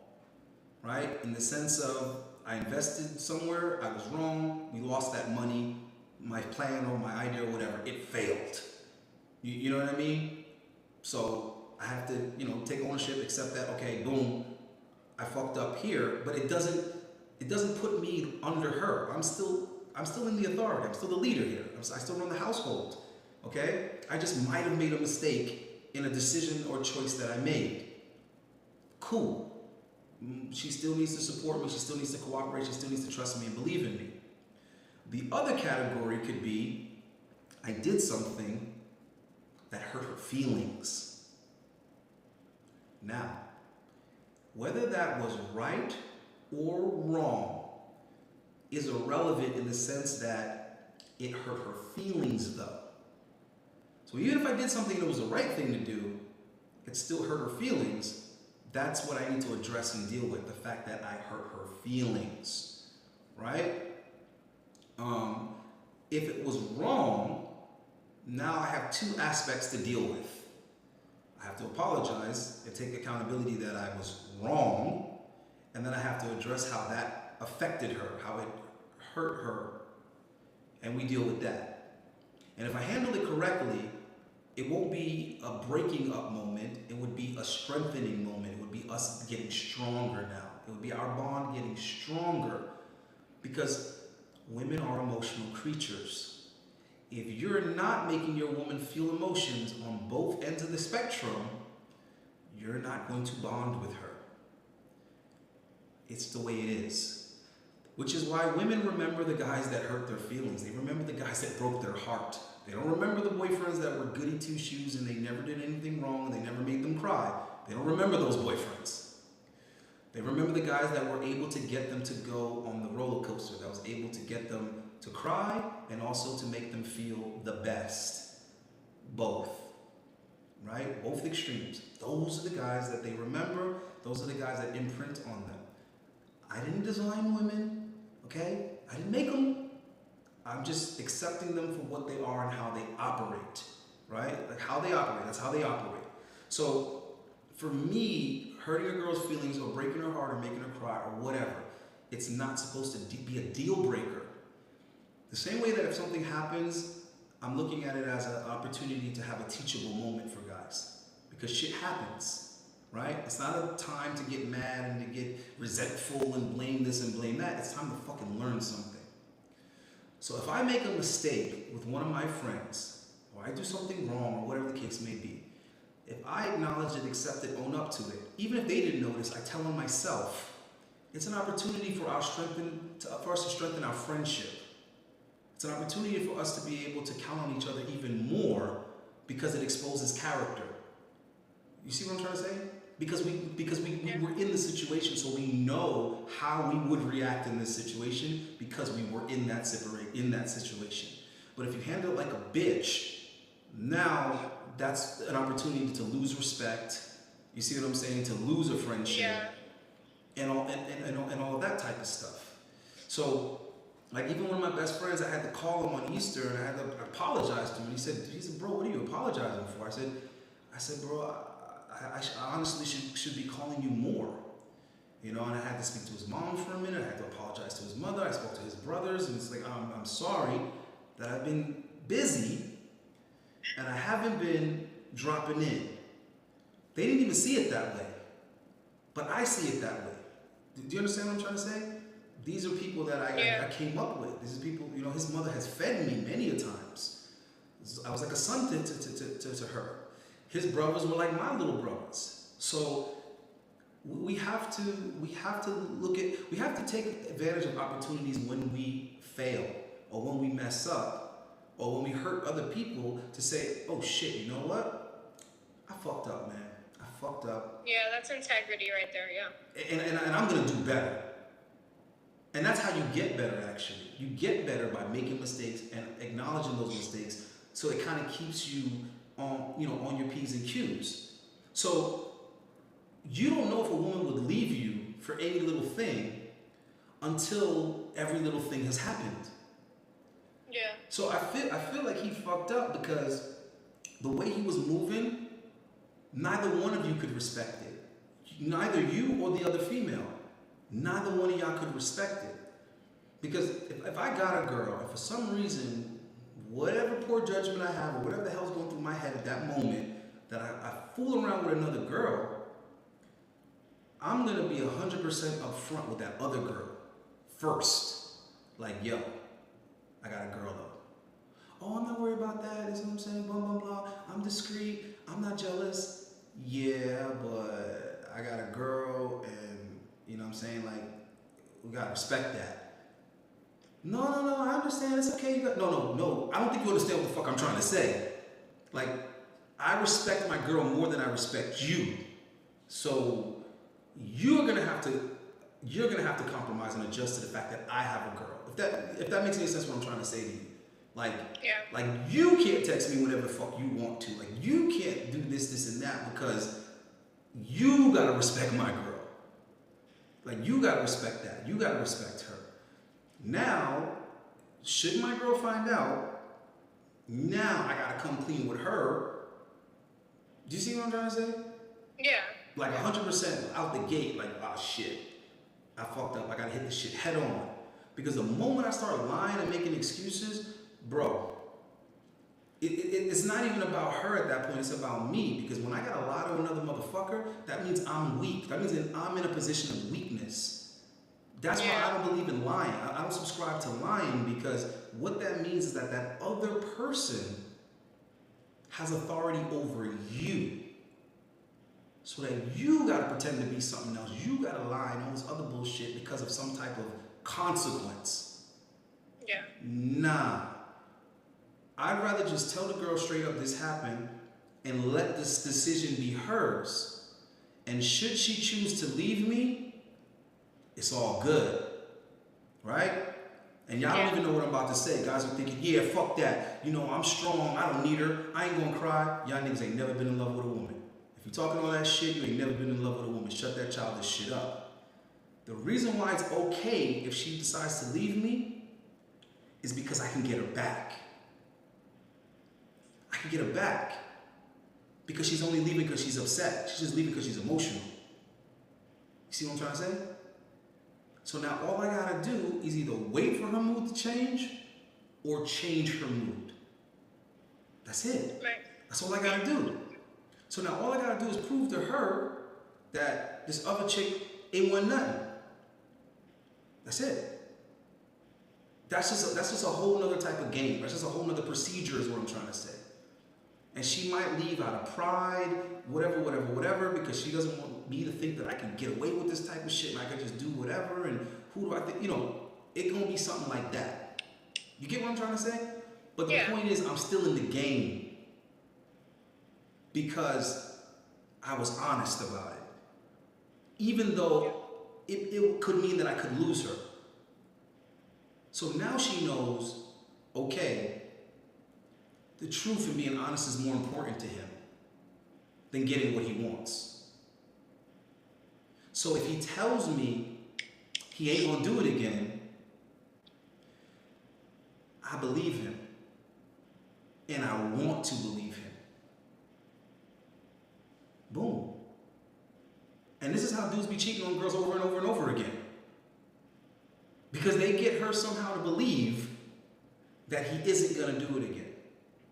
Right. Now, whether or not he does it again, that's just up to the character of him. That's just up to the character of the dude. So that's why I probably wouldn't say I'm not gonna do it again unless I'm really not gonna do it again. Or at least not get caught again. God damn.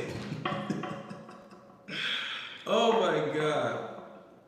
But I just was checking because something told me that's why I kept asking, like, hold on, how do you know that he slept with the girl? Like, because it just, something told me it was more about the way that it happened than that it happened.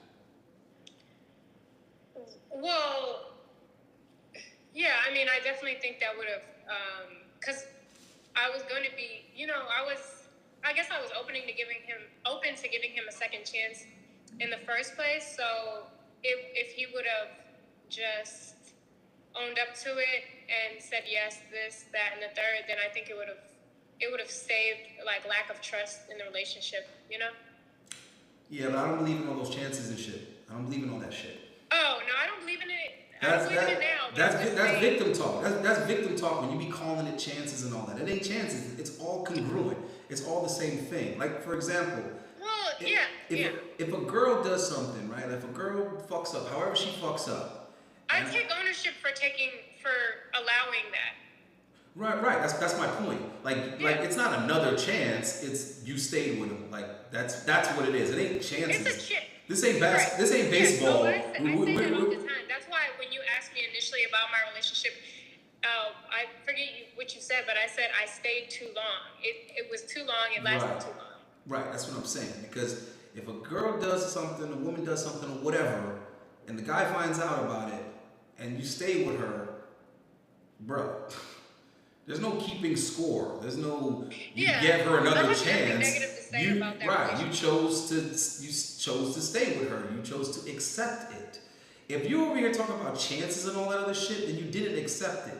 For example, in baseball, it's 3 strikes and you're out. And the reason why is because you didn't accept near one of those strikes. They all counted. That's how you got to 3. Strike 1, strike 2, strike 3. Like it was already decided you got 3 times to do this. It's not that you accepted strike 1 or you accepted strike 2. What the fuck are you talking about? If that's the case, then you wouldn't be keeping count. So if you love someone and you're accepting them as they are and as they behave and what they do, you ain't over there with a score sheet like, oh, shit, that's, okay, I'm writing that down because that's the 14th time that you did that. I'm keeping score, girl. How dare you? You got 2 more times to do, like, what the fuck? That's not how it works. Yeah. So, you know, if a girl does something, she needs to be in trouble. She needs to be in trouble with the guy, with the man. Because someone has to have some type of authority in the house. So what I'm trying to provide for my woman, right, is freedom. Freedom to do any and everything, right? Now, there's things that I'm going to be comfortable with, and there's things I'm not going to be comfortable with.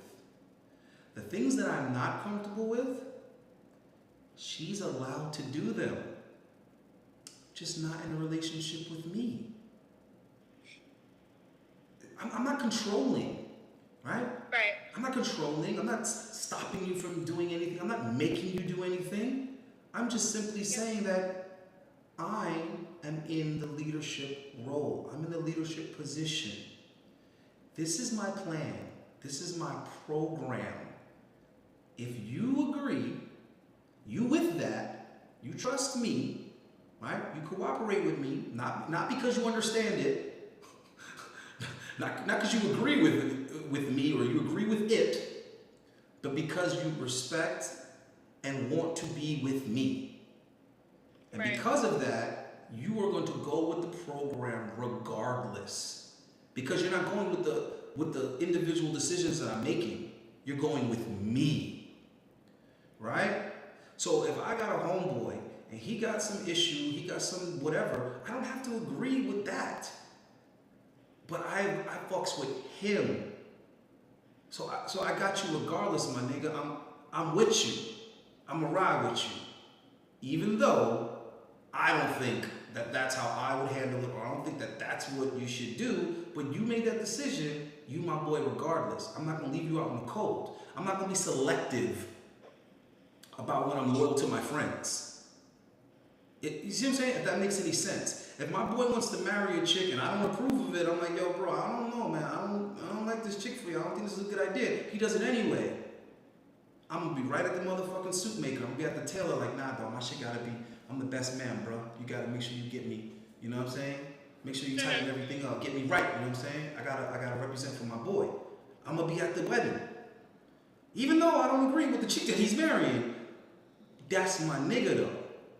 So I have to support him in whatever the fuck he decides to do regardless. So that's the type of loyalty that I expect from a woman. Whether she agrees with me on this particular thing or not, I need her to agree. I need her to cooperate 100%. She can criticize it. She could be like, I don't like this. I don't think this is a good idea. Yeah, whatever. You know what I need you to do? Yeah, I'm going to do it, but I'm just saying. Good. Just say it while you do it. All right? Complain while you do what I need you to do. And we're all good. So I'm not forcing a woman to do anything. I'm simply telling her, this is where I'm going. Are you coming or not? And part of that is she needs to ask me permission to do whatever the fuck it is that she's doing. She has to, because I need to oversee this shit. Why? Because if anything happens, I have to back her up 100%. However it plays out, you see what I'm trying to say? I'm responsible for it because I'm responsible for my woman. So whatever price she's paying in obedience, she's getting more than that in exchange is what I'm trying to say. So just the cost of her asking me before she does something, look what it's getting her on the other end though. She's getting the fact that I'm responsible for the outcome now, regardless of what that might be. Right? So when these dudes be like with women and they let their women travel and they let these women do girl trips and all this other shit, you do realize that if your girl sucks a dick on that girl trip, you're responsible for that. No, this is real talk, because a lot of these dudes don't get it. You let her go, like you were cool with her going. So now whatever happens, that's on you, homeboy. You're responsible for that.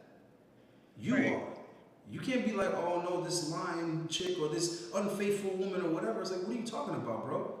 She was unfaithful the moment she decided to go on a girl's trip. Because if she asked you, could she go? And you said, cool, it's on you. And if she didn't ask you, you never had any authority over her in the first place. You were never her man. So there's times I've had to explain that to girls. They'd be like, oh, like, I don't want to lose you, or, you know, I don't want to break up with you. And I'd be like, what are you talking about? Like, we're not together. And they'd be like, what do you mean? We're together. You're my man. I'm like, bitch, you went on a boat like 2 weeks ago. And they're like, what are you talking about? You didn't have a problem with me going on a boat. I'm like, wait, did you ask me to go on a boat? And they're like, no. I was like, then you're not my girl. My girl would have asked me before she went on the boat. You see what I'm trying to say? And then it's like, oh, why didn't you tell me that? It's like, why would I tell you that? You're not my girl. Like, I don't think you understand what I'm trying to say. Like I just let it be what it be, because in my mind, you weren't mine. If you were mine, you would have been doing and saying things completely different if you were my girl. So so we just been sleeping together all this time. But I thought, exactly. You're not on my program. My chick would be on my program. She would be asking me before she does anything out of respect. So my woman needs to ask me before she does things. All I need to do is inform my woman before I do things. I don't ask her. I tell her, I'm going to do this. Baby, on Wednesday, I'm going to do that. I decided that I'm going to go here. I'm going to go to Mexico for 2 weeks. I'm not asking. I'm telling her I'm going to Mexico for 2 weeks. What's the problem? That's what it is. Right? And this is how this shit needs to operate. But if you're doing things and you're not telling your girl, now there's a problem. Do you see what I'm trying to say? Yeah. Because she doesn't know, so now it makes it look like you're hiding something, or you're up to something, or whatever the case may be. So a lot of guys, they cannot even imagine being in a position with a woman where you could actually come and discuss doing something with another woman with her. I'm not talking about a threesome. I'm talking about, like, you're planning to step out. You want to step out. But how would you preemptively have that conversation?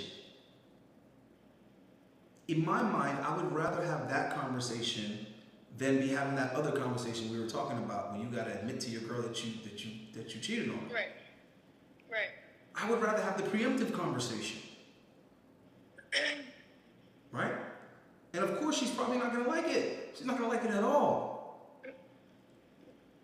But there has to be some level of understanding and respect if the dude is coming to her and saying, listen, I feel this way, but it has nothing to do with you.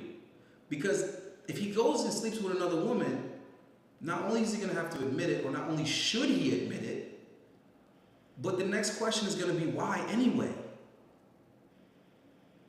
So when you found out that he was messing around with another woman, did you ask him why? Probably. It was a long time ago, so probably. Or did you not get to the why because he was lying about it? I probably asked. I'm sure I asked. It was a long time ago. I have no clue. So if you don't remember asking, then you damn sure don't remember what he said. Oh, I mean, honestly, we were in a long distance relationship, so that is part of it, I'm sure. Oh, you wasn't in no damn relationship. Yeah, well, whatever. I'm telling you right now, that shit ain't real. I mean, yeah, it's not for everybody, obviously. So. Man, it ain't for nobody. That shit ain't real. Yeah. I mean, would I do that now? No. But, I mean, like, I wouldn't actually be like, oh, yeah, we're exclusive and we're in two different places. That's stupid to me now. Yeah, that shit don't make no goddamn sense. Yeah. That shit's just bizarre to me. But I think it's just common in the military, so that's why. Yeah, well, see, I had a girl on that was in the military. She's actually about to get married. She's engaged. But she was saying that, yes, there's a lot of infidelity in the military. So do you think that, like, dudes are even faithful in the military? I think there's a lot of infidelity in the military. I don't consider it infidelity unless you're married. I mean, we weren't married, so it's like, is it like the worst thing ever that he cheated on me? No, but do I feel like I should have, moved on with my life and, moved on to something else? Yeah, but that's my fault. Wait, so. but do you feel that regret simply because he wasn't real enough to just be honest with you? Do I feel regret? Like I'm saying, do you feel the regret of staying with him as long as you did, mainly because he wasn't honest?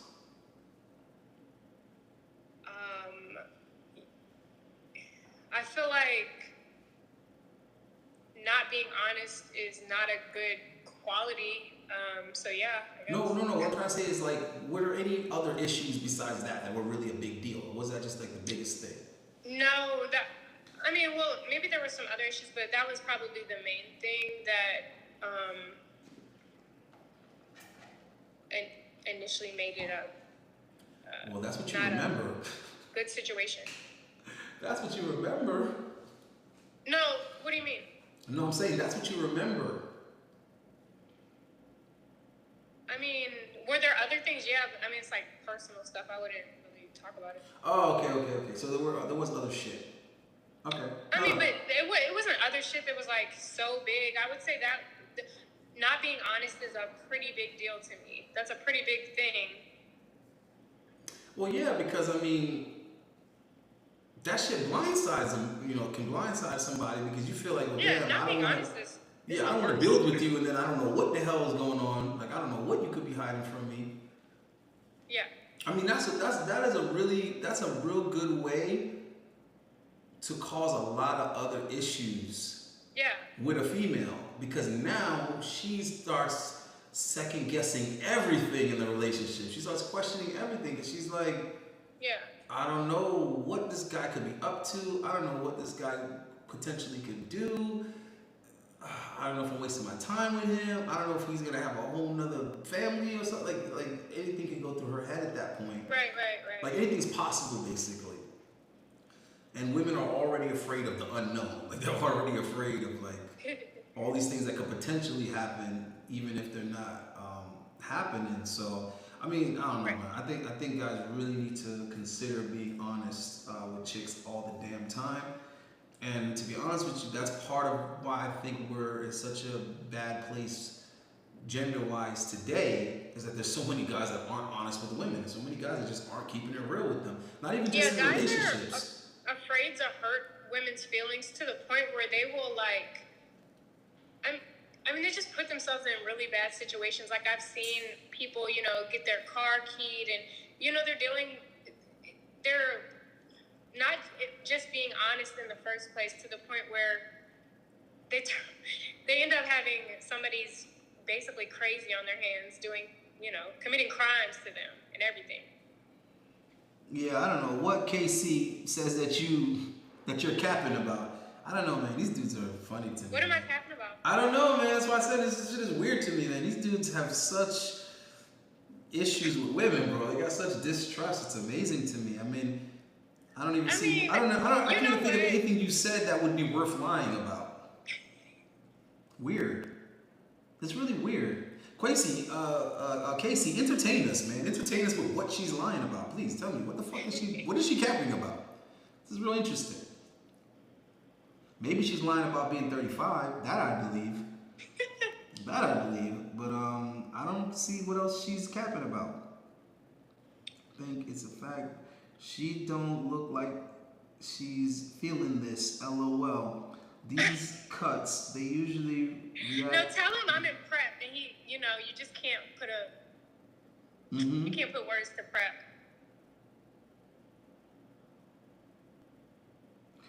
Yeah, I mean, he's saying, do you feel like today women are just like naturally like disagreeable with guys?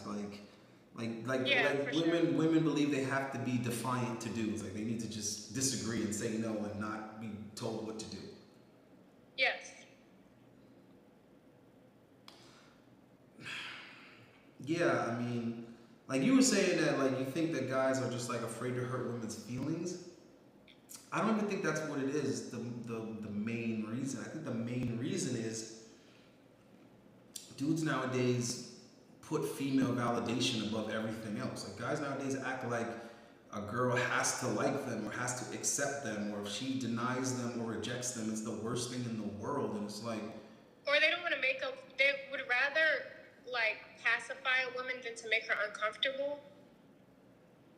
Yeah, but it's like, first of all, that mindset is always gonna have the woman above you though. That's why I don't understand why guys go in like that. Well, I mean, I get it. I mean, they probably were raised by a single mother and all this other shit. They're acting like women are goddesses or something, but it's just, I just don't see how they thought that would ever work for them. Because if you start, it's like they say in pimping, you start like how you finish. And that's real shit. You start like how you finish. And that's just another way of saying first impressions are, key. People aren't gonna like think a certain way of you and then somehow later on, you're gonna be able to like alter their perception. The best that you can do is convince people that you've changed. That's the best you can do. People aren't gonna like see you a certain way and then later be like, oh, I had you all wrong. Oh, you weren't like that at all. No, what they're gonna think is that you changed is what happened. So that's gonna be their assumption, not that they got you fucked up. So when guys come in like that, it's like if you're coming in trying to get her approval and trying to get her to say you're good enough or get her to say, okay, I'll tolerate you, you do realize that now becomes the best case scenario. The best case scenario is that she'll just be like tolerating you.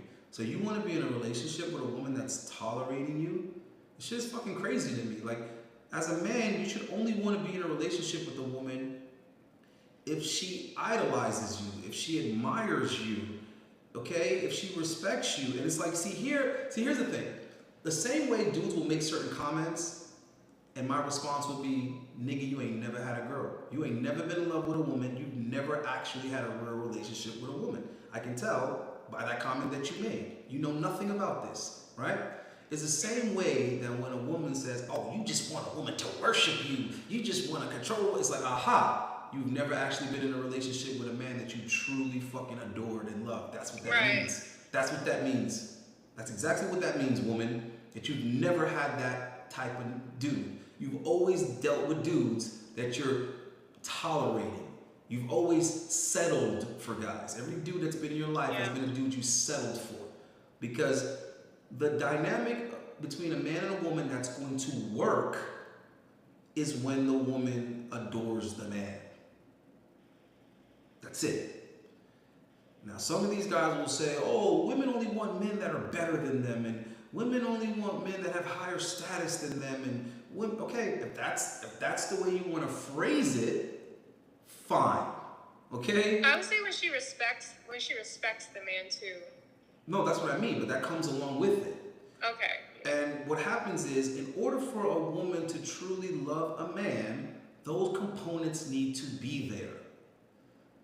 That's how it is. So, do men have the capacity to love women? Of course. Do women have the capacity to love men? Of course. But in the male space, the notion now is that women don't have the capacity to love men. It's like, no. Women don't have the capacity to love basic motherfuckers. Average motherfuckers. They don't. Okay? Women have the ability to love men when they are extraordinary. And why is this surprising anyone when we know that women are attracted to winners? Women are attracted to guys that beat other guys. It's not rocket science. I know. That's facts. If you look at any fucking other species of mammal, the males are literally designed to beat other men.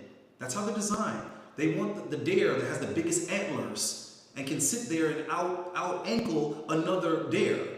The guy with the biggest antlers that can break down another dare and break his antlers and have him running away with his tail tucked between his legs, that's the dare that breeds with all the other female dares. Okay? The gorilla that's big enough to body slam the other male gorilla and he has to tap out, that gorilla now gets to breed all the female gorillas. So their bodies, their dysmorphia, their body is literally set up to beat other males. That's the design of the male body. Literally, human beings can make a fist for that reason, so that we can beat the shit out of each other and determine which one of us is best suited to protect that female and all the offspring that she may bring. Because who's going to be a threat? Other males are going to be a threat. So you have to at least be able to beat the other males if you're going to protect her. That's how it rolls. That's how it operates. Okay? If not, then the males will just be going around raping the women all the damn time because there'd be nobody to stop it. So this is how we're set up. Yeah. So why are we like whining and complaining about that? So that's what she's gonna have the ability to love, is what I'm trying to say. She's gonna love the guy that can win. And if that guy can beat other males, well, guess what? He can beat her too.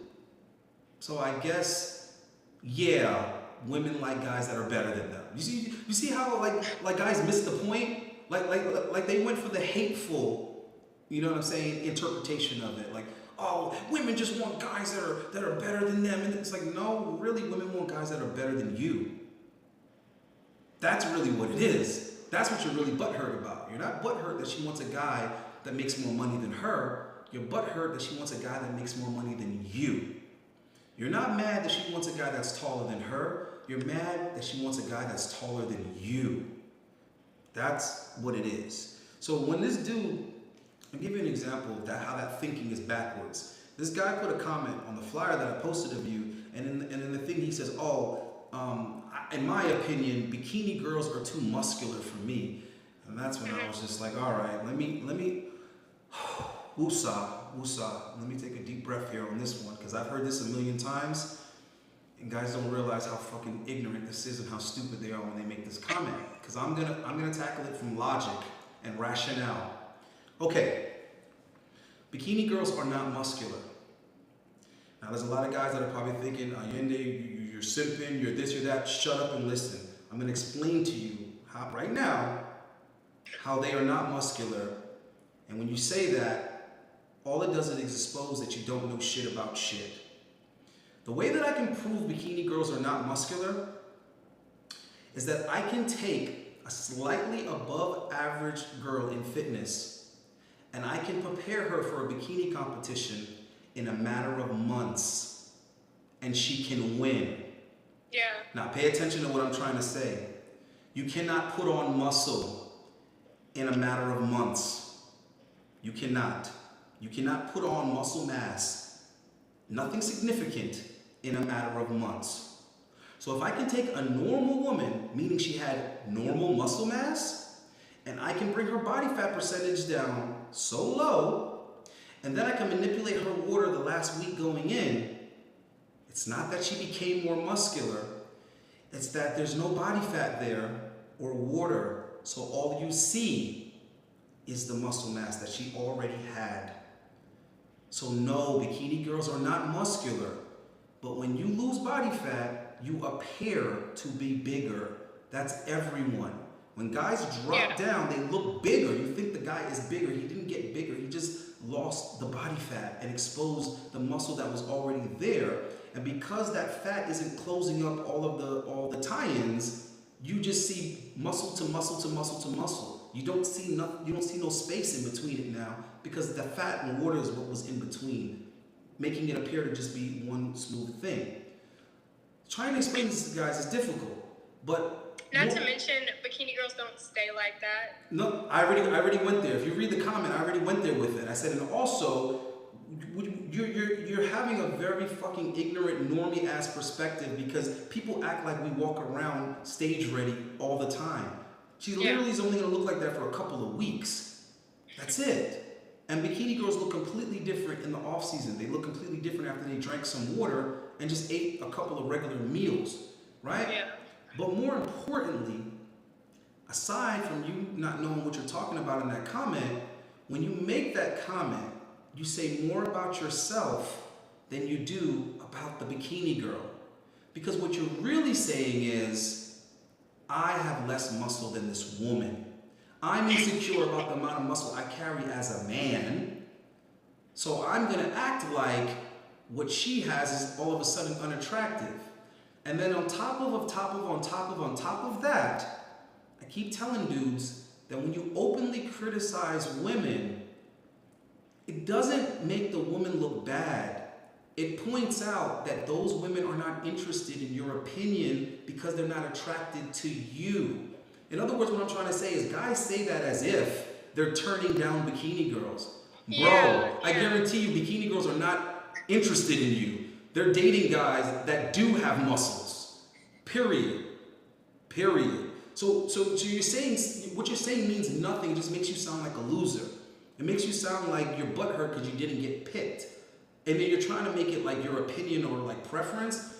How does that's like me saying, yo man, I don't like the new G-Wagon. In my opinion, I don't like the new G-Wagon. Do you have $250K for that G-Wagon? Yeah, when you couldn't even get it, yeah. Then Mercedes-Benz doesn't give a fuck that you don't like that G-Wagon because you're not a potential customer anyway because you can't afford it, nigga. Oh, I really don't like that private jet. Yeah, in my opinion, I don't like private jets. Are you in the market for private jets? Then who cares about what you're saying? So if you're saying that, yeah, I don't like women that make more money than me. What? What you're saying is that you're not making enough money, bro. That's really what you're saying. So it's like when guys say that, I should always is like, I just look at these dudes, I'm like, because I've been hearing that for years. And I'm just like, damn, bro, every part of what you said is wrong. Every single part of it is wrong. Because the guys that date bikini girls, a lot of times, they're not attracted to or interested in the stage look whatsoever. Yeah, exactly. They're not interested in it. But they obviously understand that that's just temporary. That's just what she's doing to get ready for a competition. On the off season, she's gonna look amazing. When she puts some fat back on her ass and she's got water back in her, she's gonna look great. The waist is gonna be small. It's gonna be, beautiful. Yeah, my ex after my first or second competition, he actually told me, he's like, oh, I liked your body better the old way. And I'm like, we're not together. Yeah, but I don't know, bro. It doesn't even matter. All I'm saying is, I've yet to hear a dude that's carrying above average muscle mass complain about a bikini girl. And see, here's the thing. Because people are going to say, oh, well, that's just because they do the same thing. Shut up. Because ain't nobody checking for figure competitors. So shut that shit up. You see what I'm saying? That's not right. But it's true, though. So some of them are, no. Listen, guys by far are far less interested in the figure competitors. Oh, so, guys? Yeah, for sure. Right. So if they didn't see her beforehand. Right. So what I'm trying to say is it's not like guys like it because it's bodybuilding or whatever. No, absolutely not. That's considered too much muscle. You see what I'm trying to say? So it's not like guys won't say, I'm not attracted to this girl that has muscle. What it is that what these guys are considering muscle on bikini girls is not muscle. Like, at all. You can't even win a bikini competition holding muscle. Like, the judges will be quick to say, you're too muscular, you need to go into something else. Like, they'll straight up tell you you're in the wrong category. So, I don't know, bro. But they just don't know. It's just tough, man, when people be blurting out stuff. Because it ain't just about fitness. It's like guys blurt out things that are so backwards when it comes to when it comes to women, like you have guys complaining that like, oh, simps are ruining these girls because these simp dudes keep doing all this shit for these girls and they don't deserve it. Okay. And then they'd be like, yo, these girls, they have unrealistic expectations. They want guys to be tall and have money and all this other type of shit. And it's like, okay. Now I'm going to explain to you dudes why you're talking from a place of ignorance. You're talking from a place... Yeah, it sounds like they're playing from the sidelines. I was just about to say that. You're talking from a position of inexperience. You're not in the game, bro. Because here's the thing. Number one, these women don't have unrealistic expectations in their mind. Because in their mind, they have been misled and they've been convinced that their expectation is possible. And I'm going to tell you why. The same way that these so-called simps are doing all these things for these women that they don't deserve is the same way that these so-called Chads and Tyrones are sleeping with these women that don't deserve. So the same way the simp is convincing her that she's supposed to like, you know, be treated like a princess and all these things are supposed to be done for her and she doesn't have to do anything, guess what? The Chads and Tyrones are convincing these women that they can have these really good looking tall guys that make a lot of money because they sleep with these women for nothing. See where I'm going with this? So if a guy is making great money and he hooks up with girls that are 4, 5s, and 6s, he's being just as disingenuous as the simps that are taking her out and spending all this money and buying her things and lending her money and all this other shit that they're doing and they're not getting sex. Well, guess what?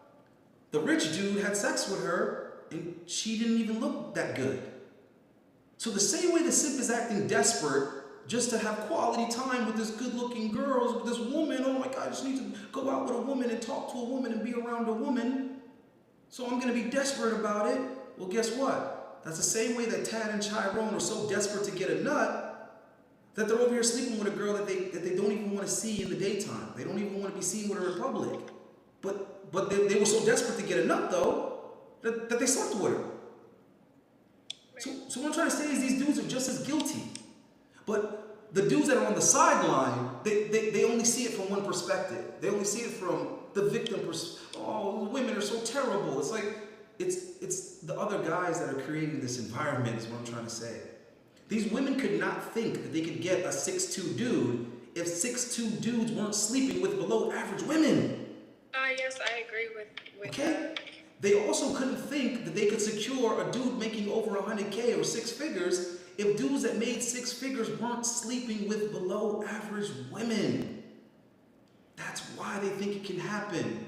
Because in their mind, it's not that I can't get the dude, it's how do I keep the dude. That's why these women complain and say, oh, he's toxic and he manipulated me and he lied to me and he used me. That's why they say that. Because do you really think these guys are actually looking these girls in their eyes and saying, listen, you're beneath me. I don't want anything to do with you.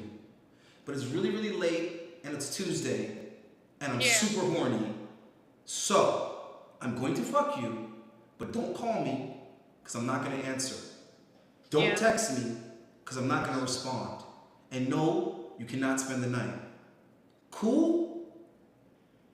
They are absolutely not saying that. Just like a simp isn't saying to this girl, hey, I'm about to take you to this 5-star restaurant. I'm going to buy you whatever you want. But it's because I want to be your boyfriend. And I would love to sleep with you. Cool? Yeah. No. Neither is being honest. Both is lying. And then we blame the women for being delusional. Yeah. So this is where we are right now. So now when you come on and you don't fit the narrative, all of a sudden it's baseball cap emojis. Cap, cap, cap, cap, cap, cap, cap, it's cap, it's cap. Why is it cap? Why is it cap? It's cap because you don't have any experience with women. So you don't know when they're lying, you don't know when they're telling the truth, so you just assume all women are lying because women lie to you. Right. See how that works? Women lie to you. But then again, you lie to women. So you're upset that women lie and flake and cancel dates and stand you up and all this other shit, but you're not honest either. You're not being honest. So the woman is canceling and flaking on you because a better option came up. Okay? And you're butthurt about it because you don't have another option. So whose fault is it? It's her fault for having better options, or it's your fault for not having other options? See, I'm just trying to be fair across the board. I'm not taking women's side, I'm not taking men's side. I'm taking the side of the truth. Right? I'm taking the side of the reality. So when I see these videos and they're titled, "Why She Doesn't Call You Back," or "Why She Ghosts You," and all this other shit, and I listen to the explanation and I'm like, oh, so this is just a tell men that it's women's fault video. This is how we're getting views. This is how we're getting views now. We're pandering to men. That's how we're getting views. Amazing. Because that's the problem with women content. Female content just panders to female. So now we're Oprah now. Now we're doing the Oprah for men now. Telling men that everything is women's fault and there's nothing they can do. It's not their fault. Men should go their own way and all this other ridiculous shit. Yeah. Bro, I don't know. It's getting bad. But in any event, I'm gonna let you go because I know you got like prep shit to do. Yeah, I was about to say when you finish. Yeah, do your thing. You know I gotta eat and lift, so. Yeah, do your shit. Send me the information, and if the show is not like, you know, on another planet, I might have to swing through. Yeah. Where'd you say, Orlando? It's Girl Power in Orlando on the April 30th. Damn, that's like now. I know, it's exciting. I'll come up with an excuse to go to Orlando. We'll work something out. All right? All right, have a good one. All right, appreciate you. Bye.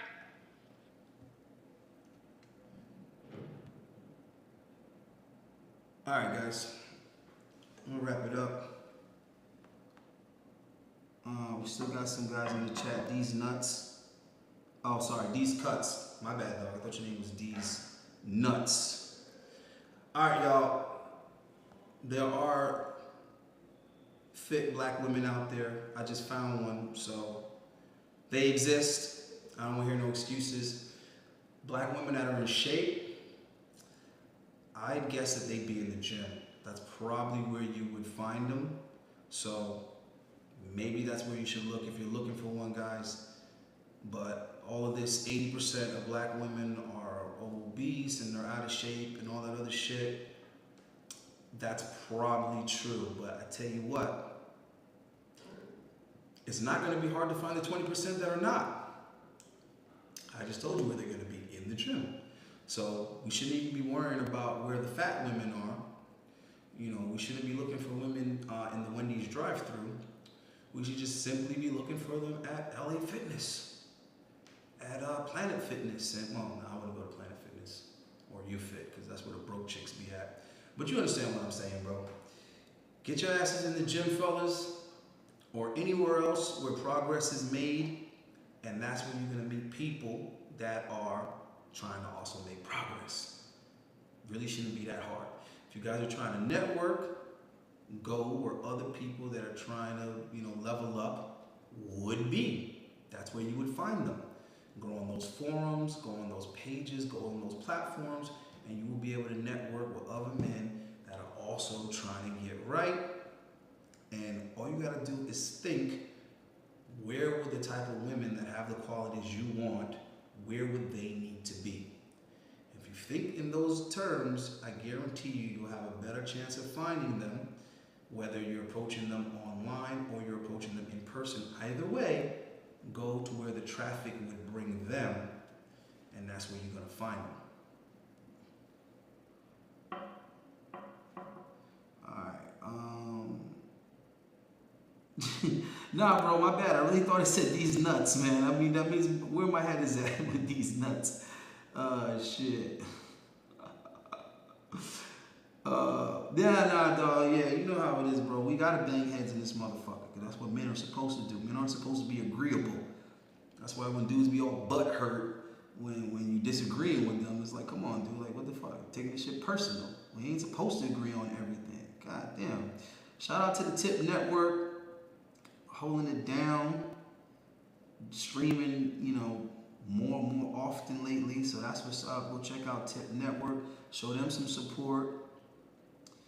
Running Man, you can avoid a lot of drama by just being honest. Exactly, with men and women, people in general, even your family, bro.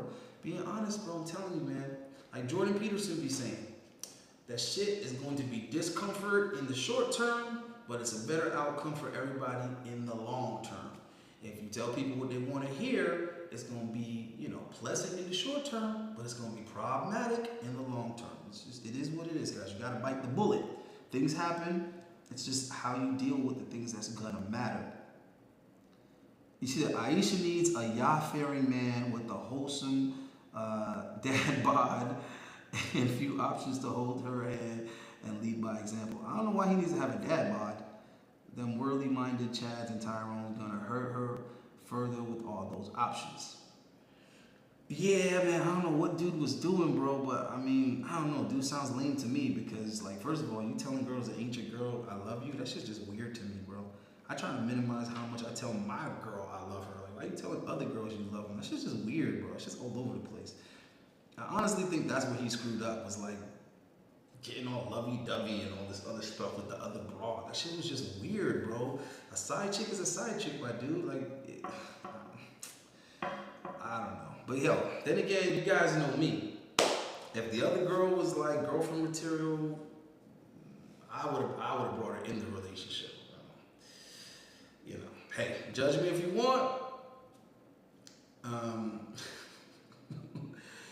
Y'all condones polygamy, so I feel like that's the honest, upfront thing to do. Is if the other woman is that much to you, then bring her in the relationship, put her under the umbrella, protect, provide her as well, and get her on the program. And now you got two women on the program. But again, that could just be me. All right, so I'm out of here, fellas. Self-improvement, that's the thing. Instead of saying that bikini girls are too muscular or whatever, why don't you just get on the 100-day Get Shredded program, and then you can look bigger too, simply from losing fat. You see what I'm trying to say? If losing fat and retaining less water makes girls look muscular, imagine what it would do to a guy. Just something to think about. So instead of complaining that these fit girls are too muscular, maybe you need to get your ass fit and see how much more muscular you look. So yeah, all the guys that are in the email, I'm going to respond to you guys all at once, because everything needs to be done as a group. Because I know some guys are thinking, wait a minute, you told me to email you Allende, you didn't tell me anything yet. Yeah, I know, because everybody has to be on the same page. So we're still open for, what's today's date? Hold on. Yeah, just like she said, 9 days. So when she's competing is literally when I'm going to get started. So when she competes is when I start my prep. So you guys got 9 days to fucking get into the damn challenge. If you want to start from the beginning like everyone else, you want to be late to class, doing yourself a disjustice.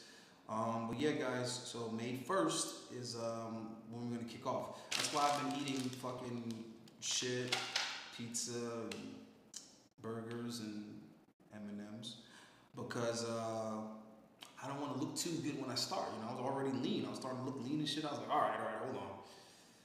Let me get fat again real quick.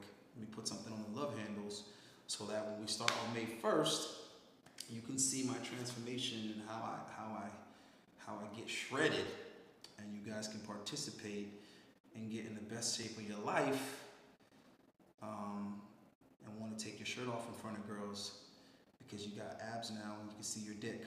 All right, so we're 100 days out, guys. We're 109. We're 109. We're 109 days out from sexy.